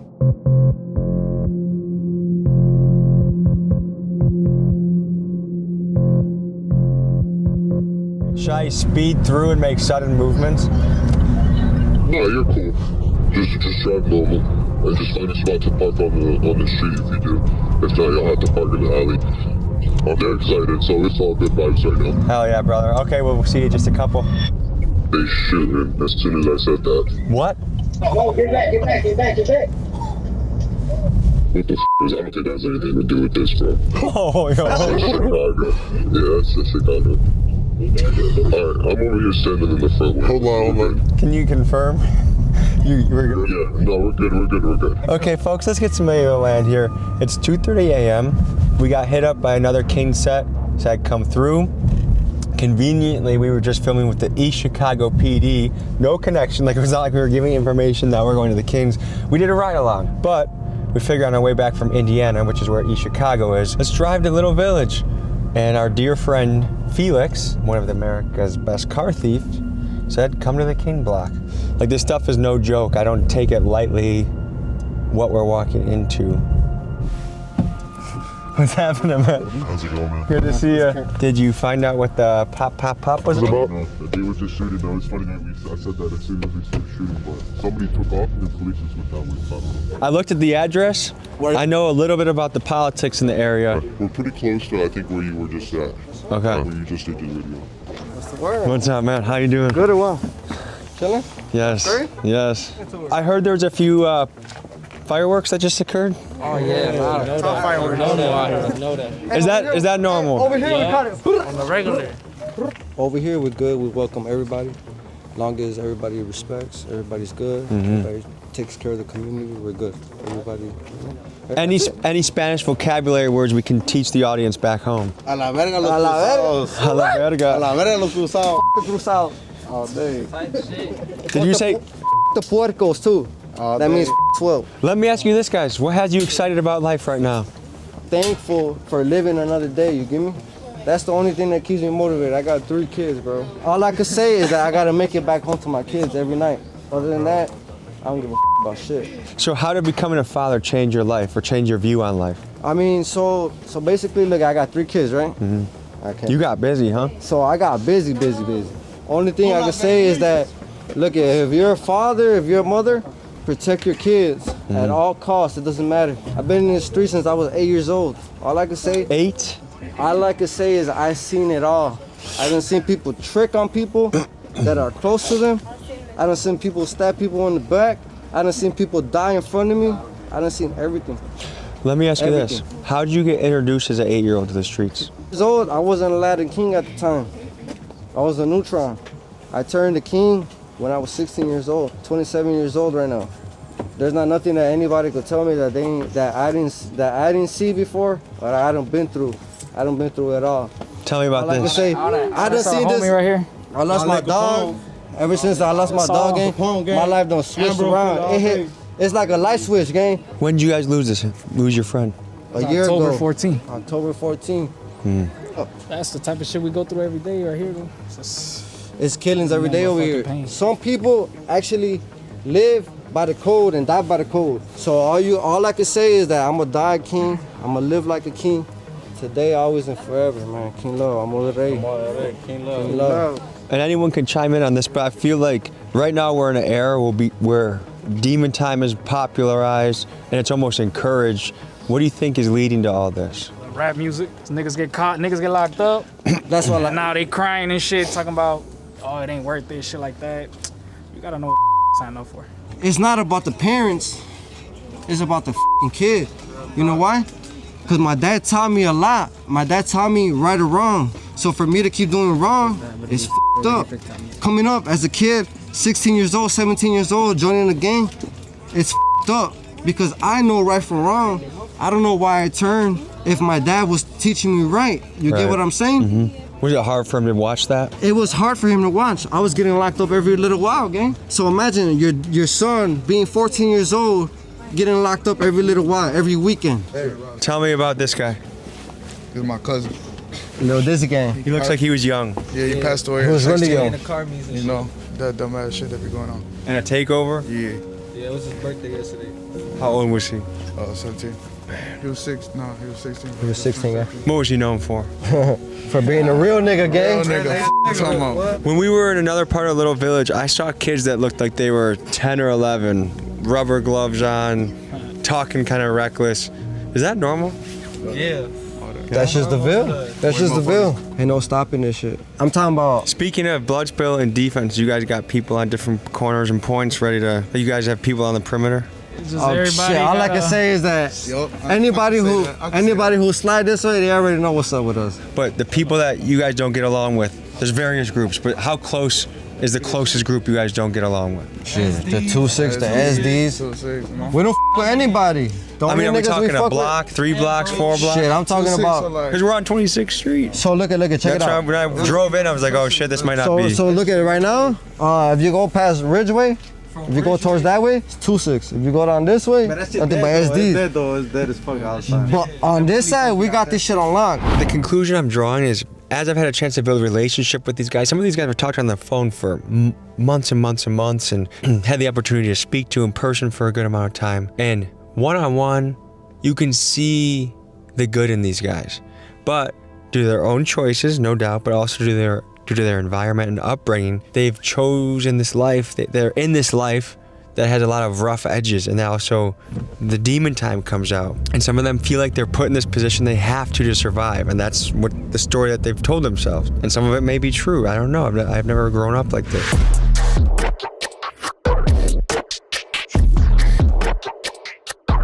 Today we're going to take an inside look at the world's oldest profession, prostitution. The earliest known record of prostitution dates back to ancient Babylonia in 2400 BC. It's continued throughout the ages and extended to every corner of the planet. In this video, we visit a street locals call the Hostro in Chicago's most dangerous neighborhood, West Garfield Park. All right, we're on the block. It's West Garfield Park. And the video today is we're talking to pimps, we're talking to prostitutes, and we're seeing what their life is like, what's the behind the scenes, and asking them questions. So here we go.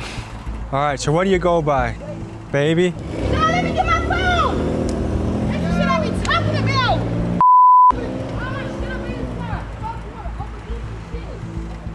I don't know.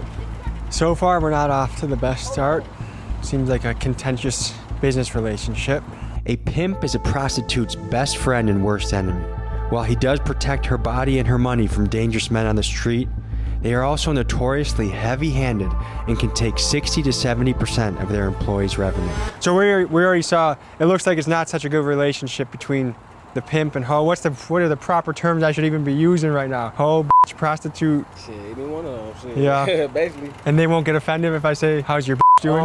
Talking about the pimp? Yeah, if I ask the pimp, like, how should I refer to his women? I think you should ask him that.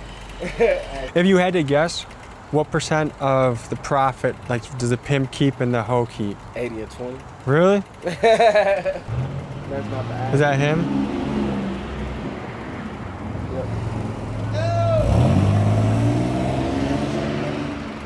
I don't think he's happy right now. So the mission is always to try and bring the raw shit, film the underbelly of society, catch the raw shit there is. And a lot of this stuff is kind of depressing, is sad, but I mean, this is stuff that happens in every city in America, and I think it's worth looking into and worth asking people what it's like. And I mean, at the end of the day, these are all humans walking around. These are all people that were once kids with aspirations, and maybe they wanted to be a teacher or a fireman or who knows what, and here they all walk in corners. I mean, just picture if this was your sister, your mom, or someone you knew. All right, so Kodak Black says in a song that pimping ain't easy. What do you think about that line? Hell no, pimping ain't never easy. What is it like? Shit, maintenance, maintenance. How should I refer to the employee? Hoe, a bitch, a trick? What's the proper term? However you want to refer to them, however you it best please you. What's your preference? Like, how many do you like to have on a roster? Me, I don't usually be doing it full time. I don't usually be on that type of shit. This is a little side hustle? Yeah, I just be getting a little bread here and there when I need it, the rent money paid and shit. Describe yourself in 3 words. Yeah, motivated, ambitious. Can use the dedicated twice. Cool. Some people, like, it's being a pimp is glorified. Other people think, like, oh man, you're making a living off mistreating women. How do you address both sides of the coin?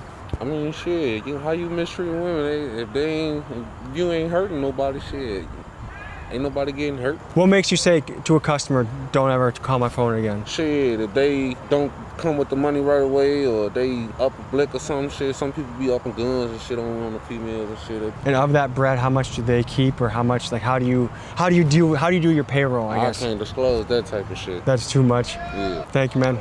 So you said you got into this 11 years ago. How did you get into this? Actually, I was in Indiana with my family members, and I met this girl down there, and she portrayed herself to be my friend, but really, she was just willing me in to for her daddy to grab me. You feel His me? daddy slang for pimp?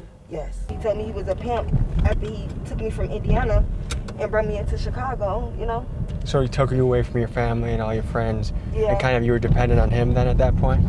Yeah, exactly. He had ended up giving me a drug habit, you know what I'm saying? Because I didn't know no better. You know, I was young at the time. And that's the guy that you're talking about? No. You have so this is what made you leave that guy and join up with this guy? Because I got tired of him abusing me, mentally abusing me, emotionally, physically, you know? And when I met SJ, that's what we gonna call him, SJ. Yeah. It was different, you know? He came correct. He just wanted me as a person. He didn't judge me no matter what I did, you feel me? Even if I was on the streets or I did drugs, he just wanted me for me, you know? So what's the upside for you to do this? You know something, it's the money that make me do it, you know? Because it's a steady income, you know what I'm saying? Ain't no taxes on it. Okay, so what are we about to see right now? Right now, you're gonna see her date. Yeah. She in that car with a John. Should you pick, like, how do you make it sure that it's safe for your... Because she parked in a spot that I know she at. So so if anything go wrong, she stay close where she got to yell, scream. I know exactly where she parked at. So have you ever had to run in and kind of rescue a situation? Yeah, one day some guy was trying to kill her, you know what I'm saying? Literally trying to kill her with a gun. And one of my friends called and told me where she was at. When I made it right here, she was just getting out the car. And I told her to run. Dude started shooting her. He in jail right now. I know y'all heard about the serial killer that was going to all the different states, killing them girls, the prostitutes. So she just got done? Yeah, she just came off the date. This is the safe spot. You know what I'm saying? It's better to park in alleys because if the police pull up and they see you sitting on the host road, they know most likely they What she asked you, son? She said she can bring him out the door. He'll walk up. So what did she just do? Give him a quick job? Yeah, it depends on what he wanted. Might have been a 30-minute sex.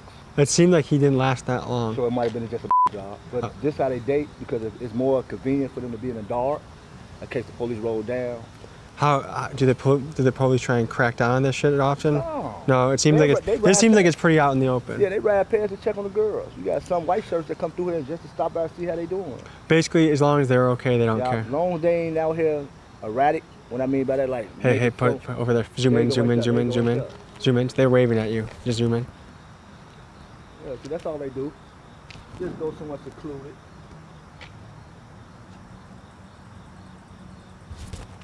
So how do you view yourself as a person on the scales of good and bad and right and wrong? Yeah.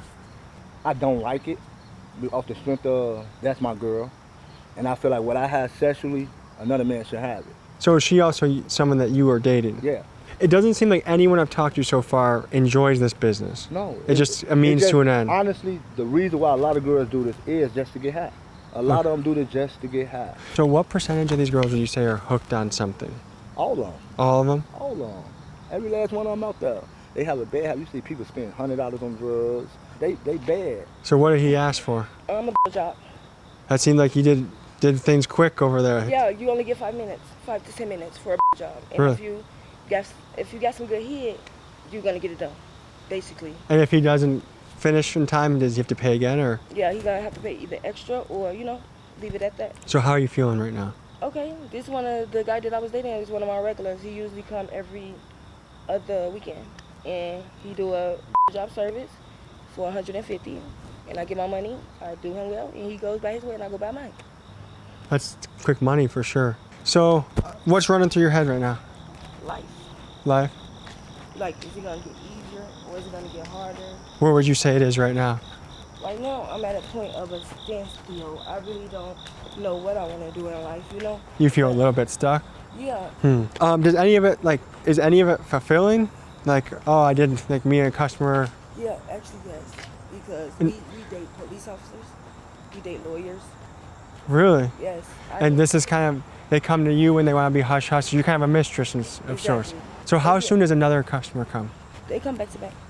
So you have another one coming right now? Like, how do they schedule this shit? How do you know? Either we get their numbers and they get ours, or we just pace back and forth and they stop for us. They know where to find you. And when's quitting time for you? Like, is it after a certain dollar amount? Is it? Most of the time it be like 5-6 hours. I start at 5 and then I leave like 5 in the morning. And is it harder to do in the winter? No. Because I'm sure in the winter you can't just go in an alley like that and it's going to be icicles on. Actually, no, it's not really that hard up in the winter time. No? Yeah, it did. Most of the time we really don't like do the alleys unless we're in a car. So cars are where business happens in the winter? Yeah, and hotels. Yeah.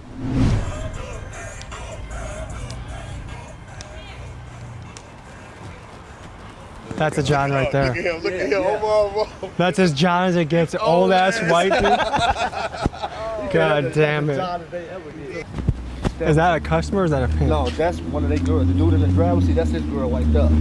So he just sitting out here watching her back, making sure nobody run up on her. So that's all. Like when I sit out here, we just sit out here to make sure nobody run up and try to hurt him. Okay, so what does a day in the life look like? Like what time do you start what you do and what time do you get to go to sleep and rest for the night? It might be 12 o'clock at night, or it might be 4 o'clock in the morning to probably like 1, 2 o'clock in the afternoon. It looked like a business guy just drove by. Do you get all sorts of people come here and? Oh yes, we do. I prefer a guy who got a 9-to-5 job.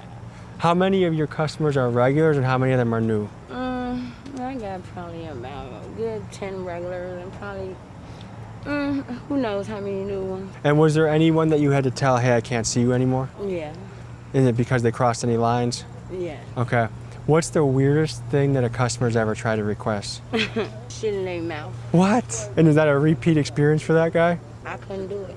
Yeah, that's a tough one to pull off, I would imagine. His house smelled like shit when I walked in there. All gagged out. Do you enjoy what you do? No, but it's quick, fast money. You know what I'm saying? So how much cash does someone have to pull up with for things to get going? Oh shit, they gotta come with 100. They gotta start off with 100. And is that like hand blow job and then you work your way up? That's a blow job. Okay. What would you say to anyone that's considering this? Let's say there's a 17, 18-year-old girl out there that's wondering, hey, is this something that I should do? What would you say to them? I ask them, can I talk to them? And I tell them that this is not the life they want to start. You're gonna run into pimps. They might kidnap you, throw you in their trunk, take you out of town, for months, years, and then bring you back, you know what I'm saying, when you really, feel lost to the world because the only person you know is that man. So are there any pimps that you say are good dudes? It is what it is. It ain't no good, no bad. It's pimps are pimps. What was your childhood like?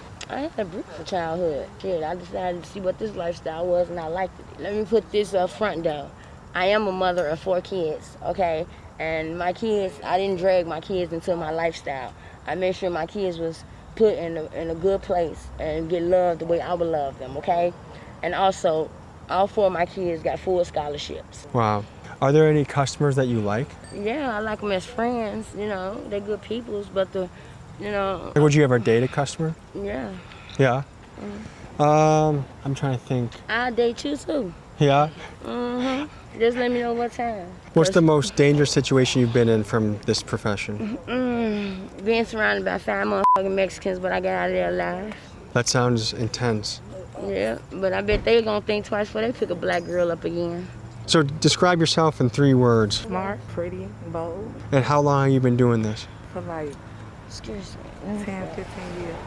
Yeah, and what have you learned in your time doing this?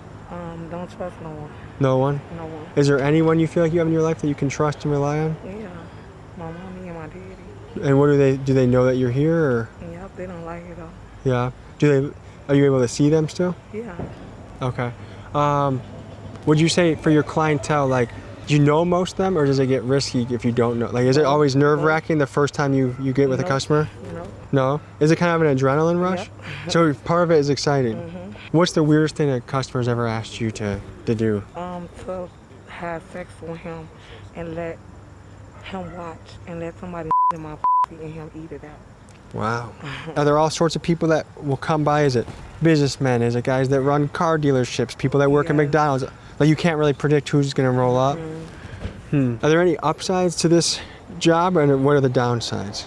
The upside is that you make a lot of money, and the downside is that it comes with a lot of problems. Yeah. It comes with a lot of snakes and grimy and dirtiness and greasiness. Yeah. I would imagine. What would you say is the most that someone like you ever heard of or yourself has ever made in a night? I want to say probably like 1,500. I just got one thing to say. Yeah. And we all have did drugs out here. You know what I'm saying? I did drugs to keep me numb. Yeah. Because you got people come over here trying to stick them up because they know what they over here doing. You got people that act like they tricks. You let the girl get in the car with them, date them, then rob them. What's the craziest story that has happened? The weirdest shit I seen, no lie, it was a white girl. She was playing this black dude for his money. He slit her throat, left her ass on the back porch. Wow. Dude, that's a John right there. Somebody, one of the girls finna get out the car for date. Go So ahead. they'll drop them Can we off. film that, or is that? Yeah. See, they ain't nothing but a John. See, most of them come with tinted windows. So you can't see them in their car. They don't want nobody seeing them. So you will see a lot of Johns with tints. Just let it out the car. He ain't gonna drop it right here. He put it all the way down there. Because he's scared of you guys? Yeah, because he see a lot of guys out here. That's how it goes. Just like that. She get in the car, come back, get dropped off. That's custom. Wow. So they call this the host role. Just the host role. So how did that go? Actually, it went fine. It was just a simple blowjob. Is that what most guys ask for? Yeah, most guys ask for blowjobs. Me particular, I don't do sex because I have a man. You feel me? So that's the thing you say for him? Yeah. That's the thing I say for him. But mostly my blowjob be like 180 to 200. I feel like I've heard in Milwaukee it's like $40. That's not enough, huh? No, it's not at all. I would have flipped the fuck out. So what was your childhood like? It was rough. To be honest, it was really rough. You feel me? I had to be grown before I wanted to. What aspects of it were rough? I had a cousin that used to molest me and my little cousin from the time from when I was 3 until I was 12. Wow, 3? Yeah, she started molesting me when I was 3. My sister caught him. What percentage of women in your shoes you feel like have had a childhood where they got sexually abused in some way? Is it a high percentage? I think it is, you know, and then I think like a lot of these girls come out here because they want to find something. They want to be loved, you feel me? Like, they want that support system. You know, if I can do this twice and I can change my life, I would, you know. I don't wish this on nobody at all, and it's not good for girls. So would to your be doing family this. take you in and support you in a transition Yes, period? of course. But it's the fact that you have to come clean. Exactly. That's the thing. I'm gonna have to come clean. But yeah, my family, they'll embrace me with no problem. You know. Yeah. So do you want to get married one day? Yeah, of course. I see myself getting married. I've been with him for maybe 12 years. Like. Sounds like you got. I mean, your relationship has standed the test of time. So it sounds like. So is the dream kind of to get financially stable enough to move out, get married, and kind of start a new life? Yeah, something like that. It just get hard, you know. So the plan is to stack away a lot of cash and then start a new life. Yes. What's the amount that you have to hit to be like, I'm ready to go? Like 50,000. Okay. And how long do you think that would take you to do? Just to be honest, a couple of months. It depends on Being disciplined for another couple months? It depends upon me though. If I want to play around, you feel me, with my money, or I want to put it in the bank, you feel me. But literally, when you out here in these streets, you don't think about the things that you do, you feel me, and you don't think about the people that you hurt. So it sounds like the next chapter, like you sock away another chunk of dough, you keep your head down, you do this for another month or two, and your life can change. Yeah, and that's what I expect, because my guy, he don't get high. Like the main things that you think about a person that does this, that's up in this line of business. Oh, she got a drug habit. Oh, she living on the streets. You feel me? He don't do none of that. That man right there is here for me. You feel me? He's waiting on me to stop. So is your drug habit what's holding you back? Exactly. And yeah. How hard is it to get clean? It's not hard at all to get clean. It's about if I want to. You feel me? And right now, at this moment, I be stressed out so much, low key, that sometimes I take it overboard and he have to check me and let me know, like, no, this ain't what we do. You feel me? So, not everything is cut and dry. Things are pretty complex, and this was not a fun video to shoot. It's sad in a lot of ways, and well, I guess is there any message you have for people out there? Any parting words you want to have? Be inspired within yourself. Love yourself for who you are, and not what other people say you are, or just be you and love yourself, you feel me? Because ain't nobody gonna love you like you. And I think there's a lot of people that will be watching this that are going through different tough things in their life. Some people, their parents are going through a divorce. Some people are addicted to a drug. Some people have eating issues. There's so many, life is always tough things. There's never not tough things. And I think just knowing that, each new day you can turn a new chapter. Your actions are the ink that writes the story of your life. Yes. And the person you are today, a year from now, you can look back and be in a totally different spot and situation. And you're right. You're completely right. And hopefully one day I get to see you again and be able to tell you that. I would love to have you as a guest on a podcast one day, baby. So I'd love to do it too, and then I can show you some of my music. Perfect. So tell the people where we are right now. We're in the red zone. What's the red zone? Shit, get physical with it. I ain't gonna lie. Yeah, it's wild over here. It's a dangerous area? Yeah, very dangerous for sure. This shit every day, you feel me?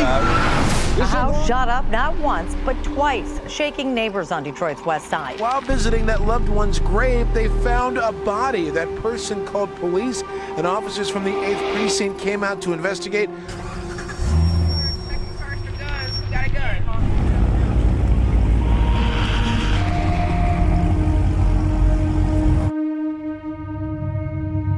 We protect our hoods where we from, you know what I'm saying? It's my block right here. None of the parents let their kids come out because they still going off of what the block used to be. They haven't accepted what it's becoming. You get what I'm saying? It's like they don't believe it yet. And we genuinely just trying to turn this block into something better than what it used to be. I seen a lot of shootouts and niggas getting popped and dropped, all kind of shit over here, you know what I'm saying?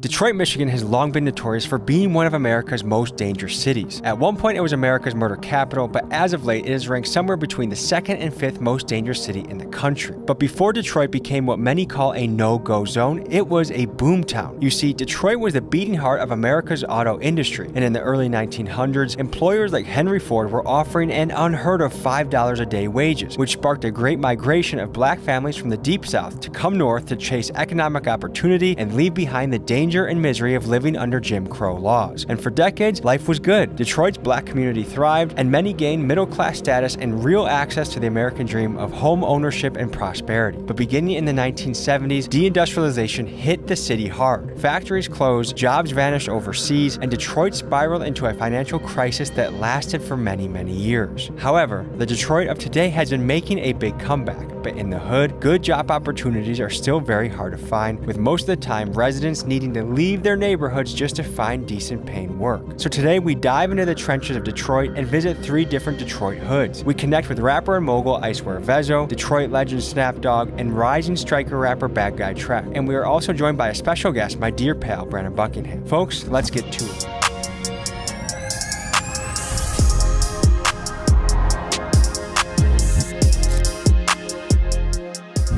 All right. We're in Detroit, one of the most nitty-gritty cities in America and in the Midwest. And we're starting this episode off with Snap Dogg. And I like dogs, and big dogs gotta eat, so I feel like the chemistry is perfect.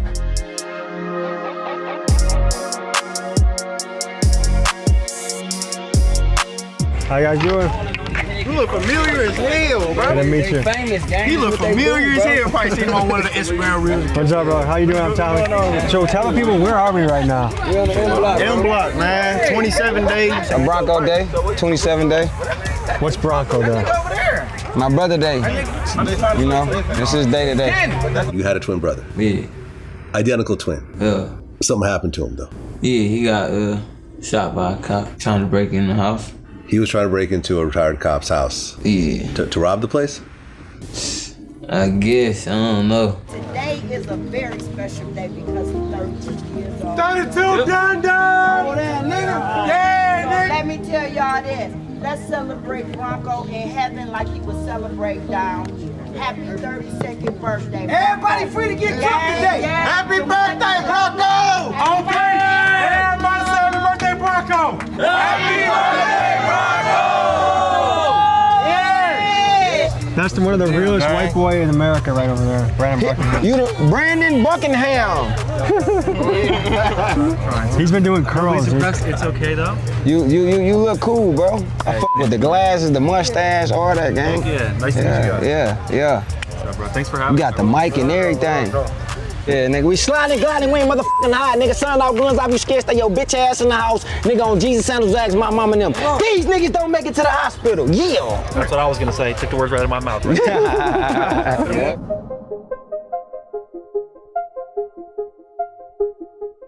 We're pulling up to Vezzo's neighborhood, who is widely regarded as one of the realest guys in Detroit. Just a guy that the city really loves. He'd be a guy that I want a lot of young men to hear and look up to.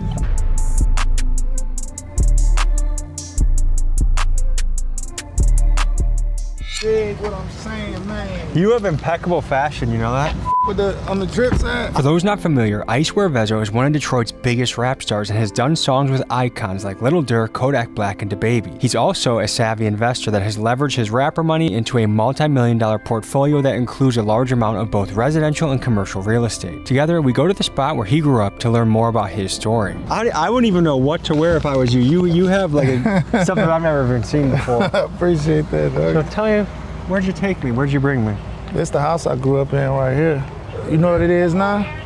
It's a adult home. Older men who don't really know how to take care of themselves, but need somewhere to live, they come and live here and shit. Goo-wop. What's up, doggy? That boy.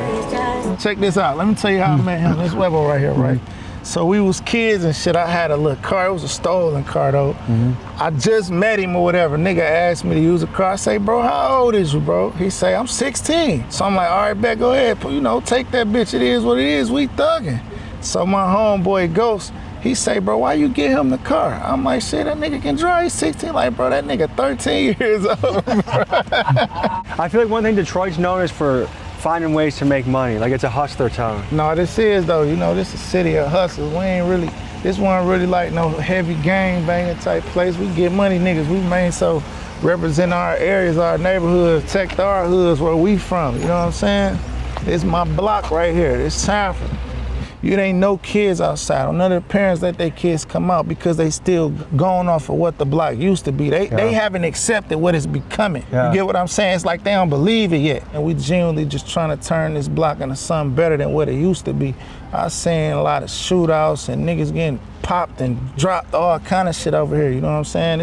At one point in time, you chill on this motherfucker too long, 100 narco cars pulling up in gang unit, all that. We don't got to deal with that right now because we you know, we flipping the whole vibe of what this block represent. Right now, this block represent growth.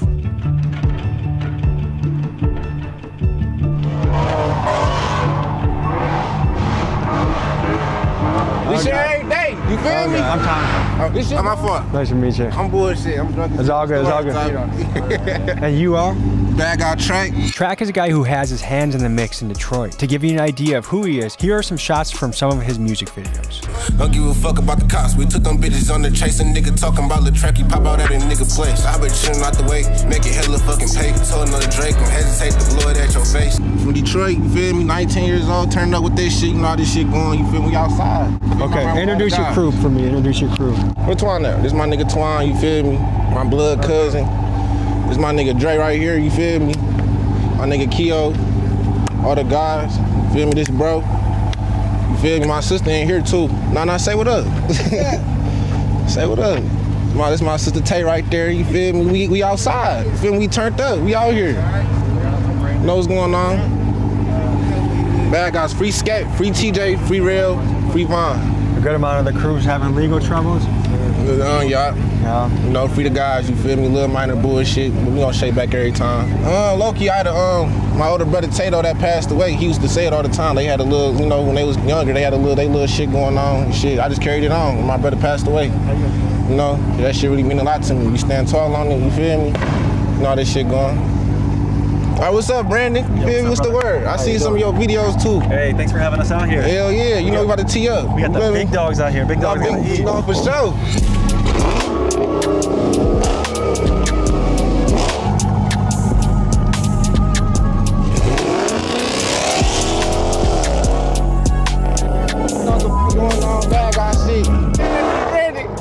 That shit scared you a little bit. Loud noises. You gotta stay on point for sure. We good over here. Man, we good over here, man. You feel me? We straight. You see how we chilling out here? I'll be honest, I've never been anywhere where they've said we're not good over here.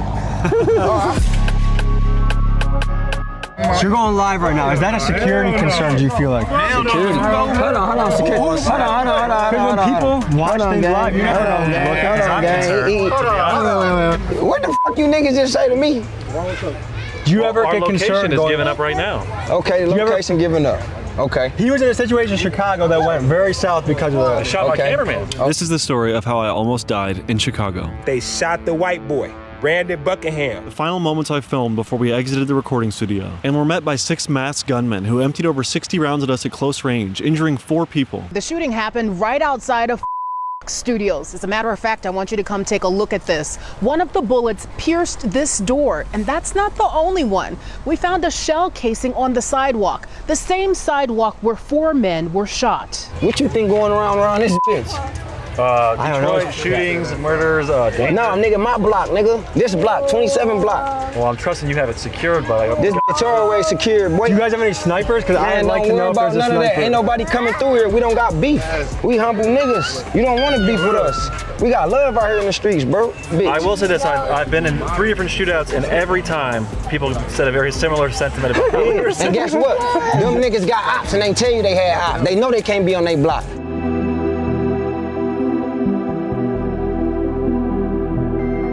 We on every house on this block except for probably about 6 houses. Between, you know, me or my brothers and like my family, my cousins and shit, we all used to live over here and we all came back and bought some shit. Yeah. I sold this house, they ain't did shit with this house. This was my first house I ever bought. I bought this house when I was 18. How much did you buy it for? I spent $2,500 on that house. $2,500? $2,500. Okay, yeah. How much work did you have to do to fix it up? I put about $20,000 into it. I did the wrong thing with the crib. It was my first crib. I turned it to a trap house. I spent $10,000 on this crib right here. I put about $50 into it. The average rent for a house like that? Anywhere from $900 to $1,100 a month. You heard? That's an unbelievable deal. First property I ever got, 4-unit building, $157K. Each unit is rented out for $800. Brings in $3,200 a month. That was a good deal. Solid deal? Yeah, because that's long-term money. That's long-term finance. That's a building that you don't sell. You keep that. You know what I'm saying? It's appreciated well, too. Exactly, bro. That shit gonna, you know what I mean? The building gonna eventually pay for itself. Then everything after that is just profit. Have you ever had to deal with, because now you have money, either people think they're gonna get a better deal from your, hey, hook it up, it's family. Without a doubt. It's always like that. They see the $1 million paychecks, but they don't see the 50, 60K overhead. They gotta go into this shit. This shit ain't easy, bro. This shit take a lot of money, bro. Like, that's with everything, though. You know, you gotta still pay for the bitch. You gotta pay for the marketing. You might gotta pay a PR company. Taxes on that? Videos, everything. You gotta pay taxes without a doubt. Ain't no way around paying taxes. A lot of rap niggas done went broke because they don't believe in paying them taxes. When you see how much work you put in, what you survived to get to where you are, I survived a lot, bro. And you see 30-35% of your shit getting taken by Uncle Sam, how does that make you feel? I feel like shit, bro. I don't like it, because in reality, what the fuck is we paying taxes for? If only the people could unite under one banner. We'll never unite, though. We'll never unite. We ain't ready for that because it's too much division. How did you get hip to investing? Did you have a mentor? Did you learn it? How did you figure it all out? I figured it out mainly on my own, you know, by force. Just my back being against the wall. You heard? It wasn't nothing that I wanted to do. I ain't planning on being no businessman or doing this, that, and the third. It just happened, you know, just natural instincts, just being a hustler. Are you shooting for a particular number, or are you just kind of in it because of the sport of business? I'm shooting for that dollar. Yeah, I want that dollar. I need that dollar. Is business a sport to you? Yeah, it's fun to me, without a doubt. It's therapeutic for me. It's my fun. It's what I do for fun. What's the fastest you think you've allegedly gone in a car? I ain't touched 200 yet. You feel me? That bitch, I'm scared of that shit. You feel me? I did 180 though. 180. Was that scary? It wasn't even scary, you feel me? Once you on the clear ass freeway just dogging that bitch, you will be straight. Yeah. You could evaporate going 180 and crashing. For real, as long as you know how to drive, you'll be straight. Huge a lot in Detroit. People keep telling me it's on the floor, and then I check the floor and there's nothing there. What that means is like, you feel me, it's going on. You feel me? On the floor, me like, oh, this shit going on. It's on the floor. You feel me? So like, say, y'all, you tapped in with me earlier. You gotta get outside, tell me what, it's on the floor. You feel me? That's what it means. I don't know, like I didn't bring a dog here, but people are talking about dog shit and stuff. Dog shit is like paint, you feel me? Like I got a lot of dog shit on me. Yeah. What was the youngest when you saw something crazy go down? I was probably about like the age of 8. 8? See, I was like 8 years old at a Halloween party and shit. Feel me? Shit started getting wild in there, you feel me? Shit got crazy in there. I don't want to say too much on the cameras though, you feel me? I want to ask, how do you guys feel about like the big trend of disrespecting the dead and smoking on? We don't play that. We don't do that. We don't even do it. We don't do Even if you do it to us, we don't even do it. Now we might come talk to you in our way. And you ain't gonna do it no more. The youngs be doing, the young niggas, YNs do that shit, but we don't diss the deads, man. We smarter than that. Yeah. You telling on yourself, gang. You just launched a song called YNs that was really good. Yeah, show the young niggas how to get money. Get it off the rebound, we drumming. Shit straight, pull it down, we thumping. Yeah, switch on the guy blow like Trump. I can get a nigga whack for 100. 10,000 on his head ain't nothing, nigga. Last nigga pull it down talking crazy. We had to strip his ass butt naked. 5 seconds quicker than to run it back. If you try to run, we ain't gon' chase. Bitch nigga thought I was talking raps when I say I'm counting all of these faces. Yeah, hey. I would say that's one of the best verses we've heard in a long time. Yeah, gang. That's real street shit, gang. We need more of that. Rap to me has lost its way. There's not enough people writing good bars and making things happen. Yeah. It's exciting to hear that. Yeah. You guys remember the app from earlier? Made some money, got the guys some drinks. Make sure you go check it out. Folks, one last reminder, if you want to get paid playing games on your phone, click the QR code right here or click the top link in the description and get started. We have fresh and pressed juice, everything 100% organic. When I was coming up, it was a lot of liquor stores, it was a lot of grocery stores, restaurants, everything from people that was living out here and putting businesses in our community and bringing the money back out here. But I said, you know what? When I do my next business, I'm gonna implement those same tactics. I'm gonna come to their community, put a business in their community, and take my money and give it back to the hood. So that's what we're doing. You heard? If you look at a lot of businesses in the hood, they're owned by people that live outside. They live outside, and whether they white, black, orange, green, or yellow, you know, it ain't more so a racial thing. His people.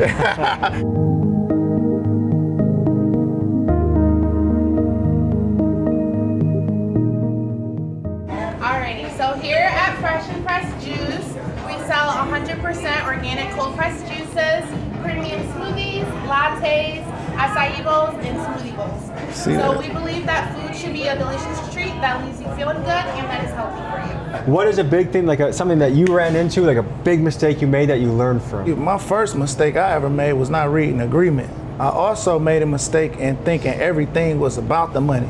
You know, I put the money before my passion, and then I realized later on, as long as you're passionate at something and you're good at what you do, the money gonna come regardless. Ain't no blueprint to this shit. It's either gonna work or it ain't gonna work. You grind and you keep trying. If the shit don't work, you pick yourself up and you figure something else out. One thing I'm gonna guess you have in your circle is a lot of trust, because I think the only way you can build a real estate empire, a business empire, is to have a lot of trust in your circle. At the end of the day, you can't build nothing without a team. You gotta have a team.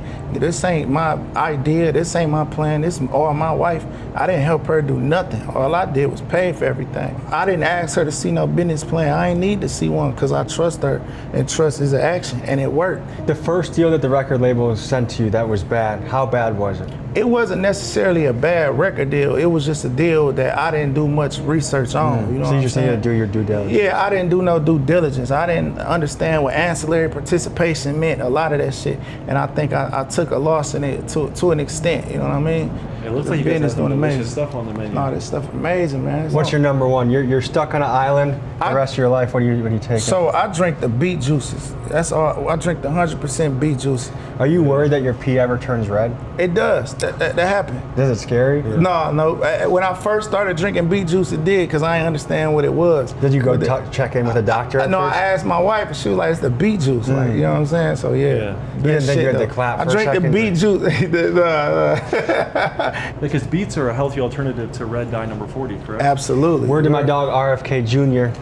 Hey, you want to know something, bro? I had Robert Kennedy Jr. in my hood. Oh yes, you were on the campaign trail with him a little bit when he came to Michigan, right? No, I had him come to me, come to 6 Mile, come to the trenches and link with me. You heard? Yo, man, Big Ice on the east side, on 6 Mile in the middle of the trenches. You know, we got RFK Jr. up here today.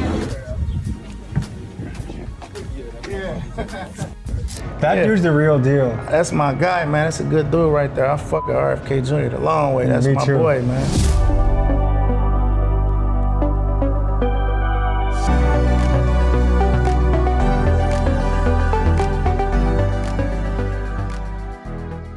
All right, so we're about to try the Power Up shake right here. Yeah. Yep. Cheers, Tom. Power up. Oh, I forgot. Y'all do cocaine, right? Cause it's cocaine in it. It's like, no, I'm fucking with you. I prefer fentanyl, but this is pretty good. 100% healthy. Cheers, man. bro. Cheers, brother. Well, I can say right now without a shadow of a doubt, this is delicious.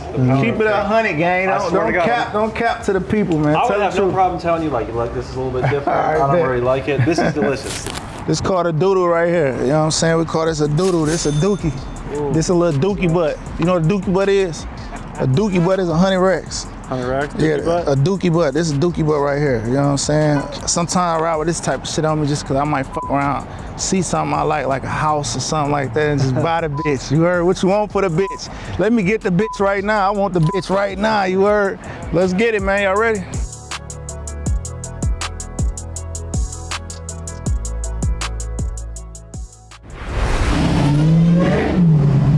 Fast Life, Nick ain't pulled up yet though. The bro right here, Fast Life, feel me? That's my nigga Chris. Chris, say what up to the vlog, man. What's up? They said, bro, Fast Life. I said, my nigga Chris right here. You feel me? My nigga Fast Life. What's going on, brother? Nice to meet you, man. You do wild shit in this car? We trying not to, bro. We trying to change the scope of what we do, you feel me? Because we giving DPD a hard time, bro. I ain't gonna lie. Like, we ain't trying to keep it going in this direction. We trying to go legit, you feel me? And give people, you know what I'm saying, the younger generation a chance to come up too. So, what do you know about the red zone? Shit, y'all lucky to be out here right now. Shit, y'all lucky to be out here. Y'all tapped in with the right people, yeah. There's some blocks over here, bro, that don't got a house on it, like, at all. Not one crib. Because it's vacant? Yeah, all bandos. I had to come from downtown just to get here, bro. It took me a little minute to get down here, but I'm like, shit, the red zone, you gotta be on your toes around here. So this is like the warning before you get even a little further. No, you in the red zone, bro. Like, it's all the green zone, you know what I'm saying? It's all the zones, but you in the bad one, you know what I'm saying? You could die over a pair of glasses out here, bro. Did you guys know a situation where that's happened? Yes, bro. Yes. You could just come out the gas station. A nigga seen you going there with some bus, wait for you to come out and run past you and snatch him. Hey, you can put on any beat and I'ma do this with CP style. 20 slides on me in your city, this a green town. I can't even tell you how much that I lost at Greek Town. My shooter missed a shot, I got his cleanup, that's a rebound. My mama and my lawyer, the only two I got on speed dial. My attorney trying to get the case dismissed before the pre-trial. My ex said I treated her like shit, but I don't see how. Here, this is where the groceries, Miss Billis, we about to eat out. Hey, talk Come on, 30 feet, You said your ex didn't think you treated her well? My ex said I treated her like shit, but I don't see how. Did you treat her good? Hey, what I'm saying is, I treat everybody good. So why was she saying that? At the end of the day, it's hard to please a woman. What's an ideal first date in your head? Ideal first date? Yeah. Just restaurant. First night, shit, bitch. Can't go wrong with a restaurant. You fuck on the first date? Yeah. How has that worked out? Great. Yeah. What you mean how it worked out? Sometimes it's good, sometimes it's bad. As long as you don't get burnt. Like gonorrhea burnt? Yeah. Yeah, I've got that once. Nigga, you too, man. I went on a raw dog spree when I was a young man. And it didn't work out. I got a kid though. Do you got a kid? Yeah, so I'm done with all that. How many? One. How many you got? I got one. Yeah. What do you think makes Detroit unique? Shit, this our culture, bro. This how we move, bro. It got motherfuckers interested, you know what I'm saying? Like shit, buzz, you feel me? The culture, it got motherfuckers just wanna move like us, talk like us, just like how the Atlanta Reference had they shit, you know what I'm saying? Can you give the without hitting the camera? Can you show them a little combo? I can film you while you do it. You want me to show it on you? Come here. Oh yeah, we're here. Huh? Okay. You gonna let me hit you? No. If you hit me, I'm taking you to the ground. You know what I've done for 20 years? You say what? So listen. This isn't a good idea. if you can try to get me on the ground, and I can try all my power. But here's the thing. Listen. I like you. I can try all my power to knock your ass out. Like, I don't think that's if you win, you give me on the ground. Either of us. How's that benefit either? It's just showing we athletes. You look like you can take a punch though. You look like you get some. Yeah, I ain't fucking with you. Get the fuck. But no, I'm straight, bro. I'm straight up. Them niggas with them ears, bro. Hey, them niggas be on the. Hey, they do their thing, gang. I give you. I respect them. That's why. Look at his ear, nigga. He look like he'll just take a. No, I know the califier ear. I'm a stupid Polish person. Hold on, what the fuck? That's Rose by a big ass strawberry trying to bite him, snap. Look at Rose by a big ass Bro, you about to give me my candy out? Bro, damn, hold on. Bro, what type of shit you on? Oh, this shit fire as hell. Okay. What do you think about that? It tastes like, it don't taste like the artificial shit. It tastes real like. Not artificial at all. Yeah, it don't taste no artificial shit. Natural dyes. This one not sour. This one good. Yep.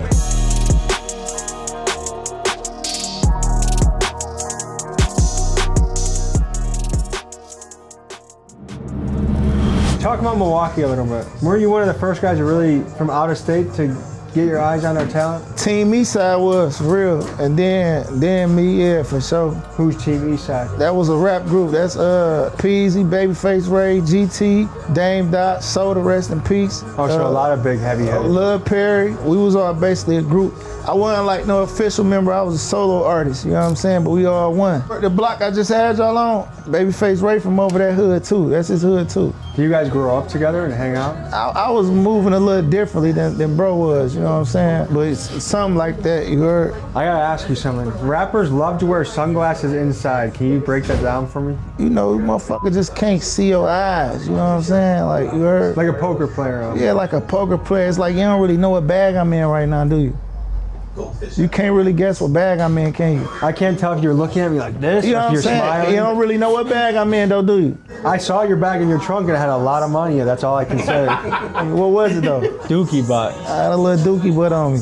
One day I hope to get myself a dookie butt. You already got a dookie butt. I know you got a dookie butt. Well, I know how y'all moving. Y'all don't care about this type of shit, jewelry, and this shit is frivolous. I mean, your name is Icewear Veggie. You can't not have ice. Gotta have the ice, huh? I'm retiring the ice after the day. Fuck the ice. We don't wear no more ice no more. We only smoke ice. I'ma stack all my dookie butts up. I do. You know what they call ice in the streets? You don't know the nickname? Besides ice? Yeah. You probably heard it, fo, and never even put two and two together. It's Vezo. Why the fuck they name meth after me, bro? Why they do that, bro? Maybe you're a high energy man. No, that ain't got nothing to do with me. I want to smoke some Vezo while hanging out with Vezo. That would be a flex. That'd be fire, bro. We should do that. Damn, that'd be turnt. I'll write a 8 bars, 16 bars. Yeah, we do the 8 ball and then we write some 8-bar verses. Damn, that's gonna be lit, bro. All right, we're pulling up to a supposedly notorious gas station in what they call the Red Zone in Detroit. So we outside, you see how this shit going from? Yeah, we out here. We scat, man. We scat. This is a busy gas station, huh? Oh, for sure. Why do they call this place the Red Zone? There's a lot of bloods over here. I'm from the west side though, you feel me? It's not in my area, but you see me still outside. You know, I'm out anywhere. Is it scary to go to not your area? Shit, you feel me? Tapped in everywhere, for real. I'm tapped in everywhere. Everybody know me. Everybody fucking bag I track. The reason why it's the Red Zone because it's red on the map in Detroit. You feel me? That's why it's called the Red Zone. A lot of blood clicks are here. Right. Shit. Tommy G.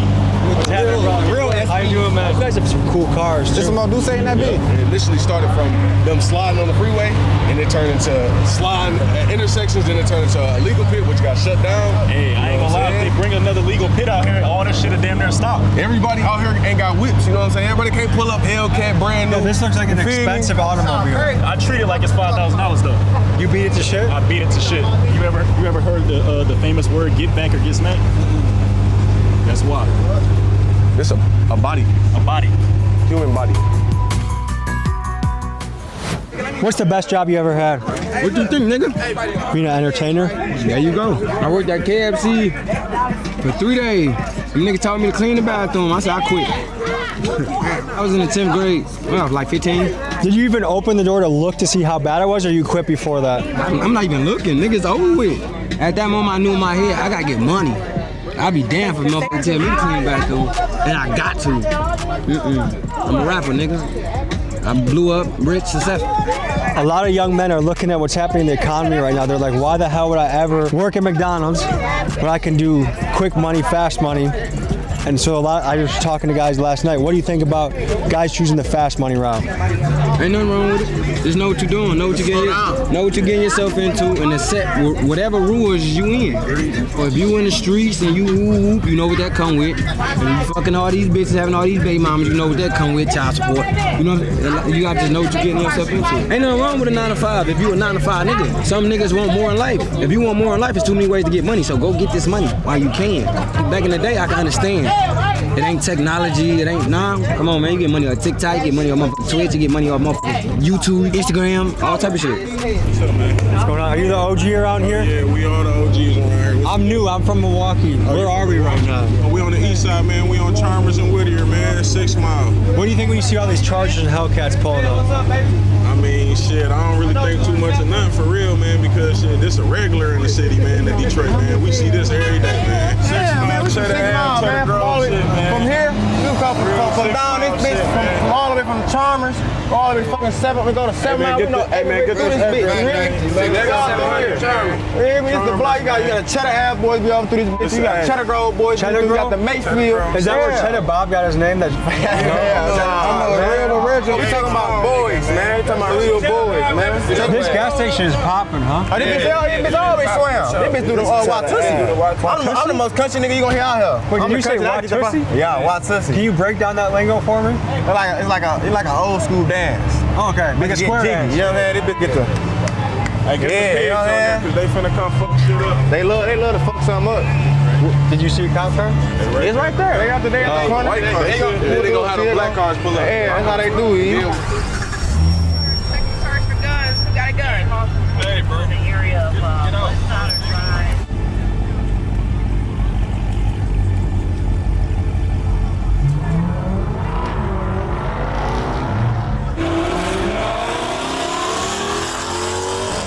We were here, the scene got cleared by police, car sped off. That's our cue to leave, so we're out of here too.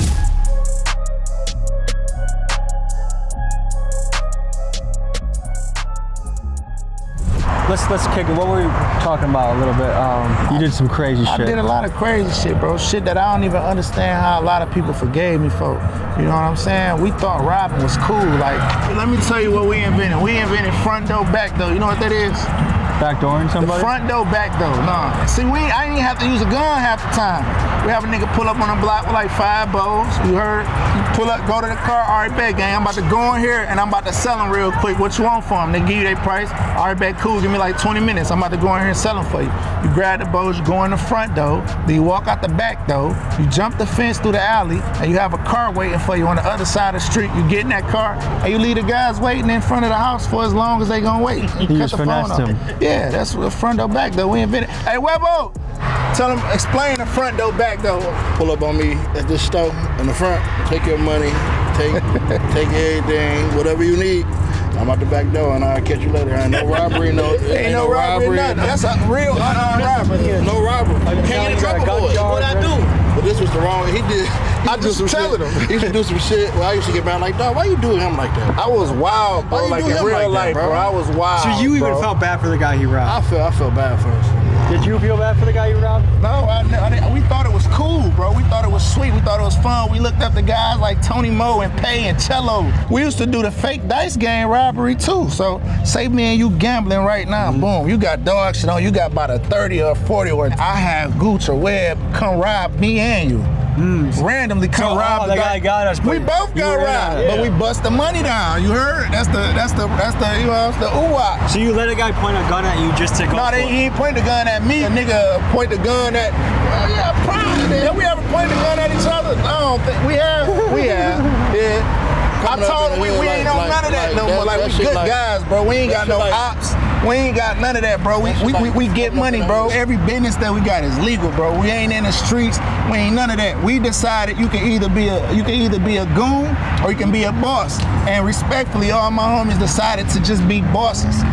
So let's talk about this, because there's a lot of guys right now, they idolize the robber. That's cool They right shouldn't now. idolize that. It ain't cool, bro. It So used to be talk cool. to the young guys, because a lot of young guys are really reckless right They now. come from that. The times has changed, bro. When I was doing that shit, bro, times was different. Ain't nobody scared of nobody no more, bro. Ain't nobody going for that. Ain't nobody accepting no front door, back door. Ain't nobody accepting that, bro. We all men, and everybody got a lot of pride now. It's 2025. Be a boss.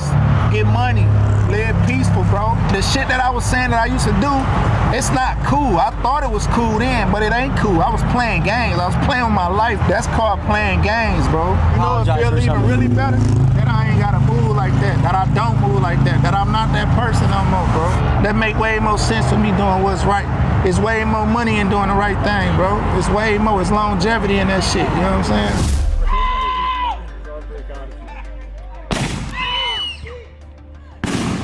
Ladies and gentlemen, this has been the evening in Detroit.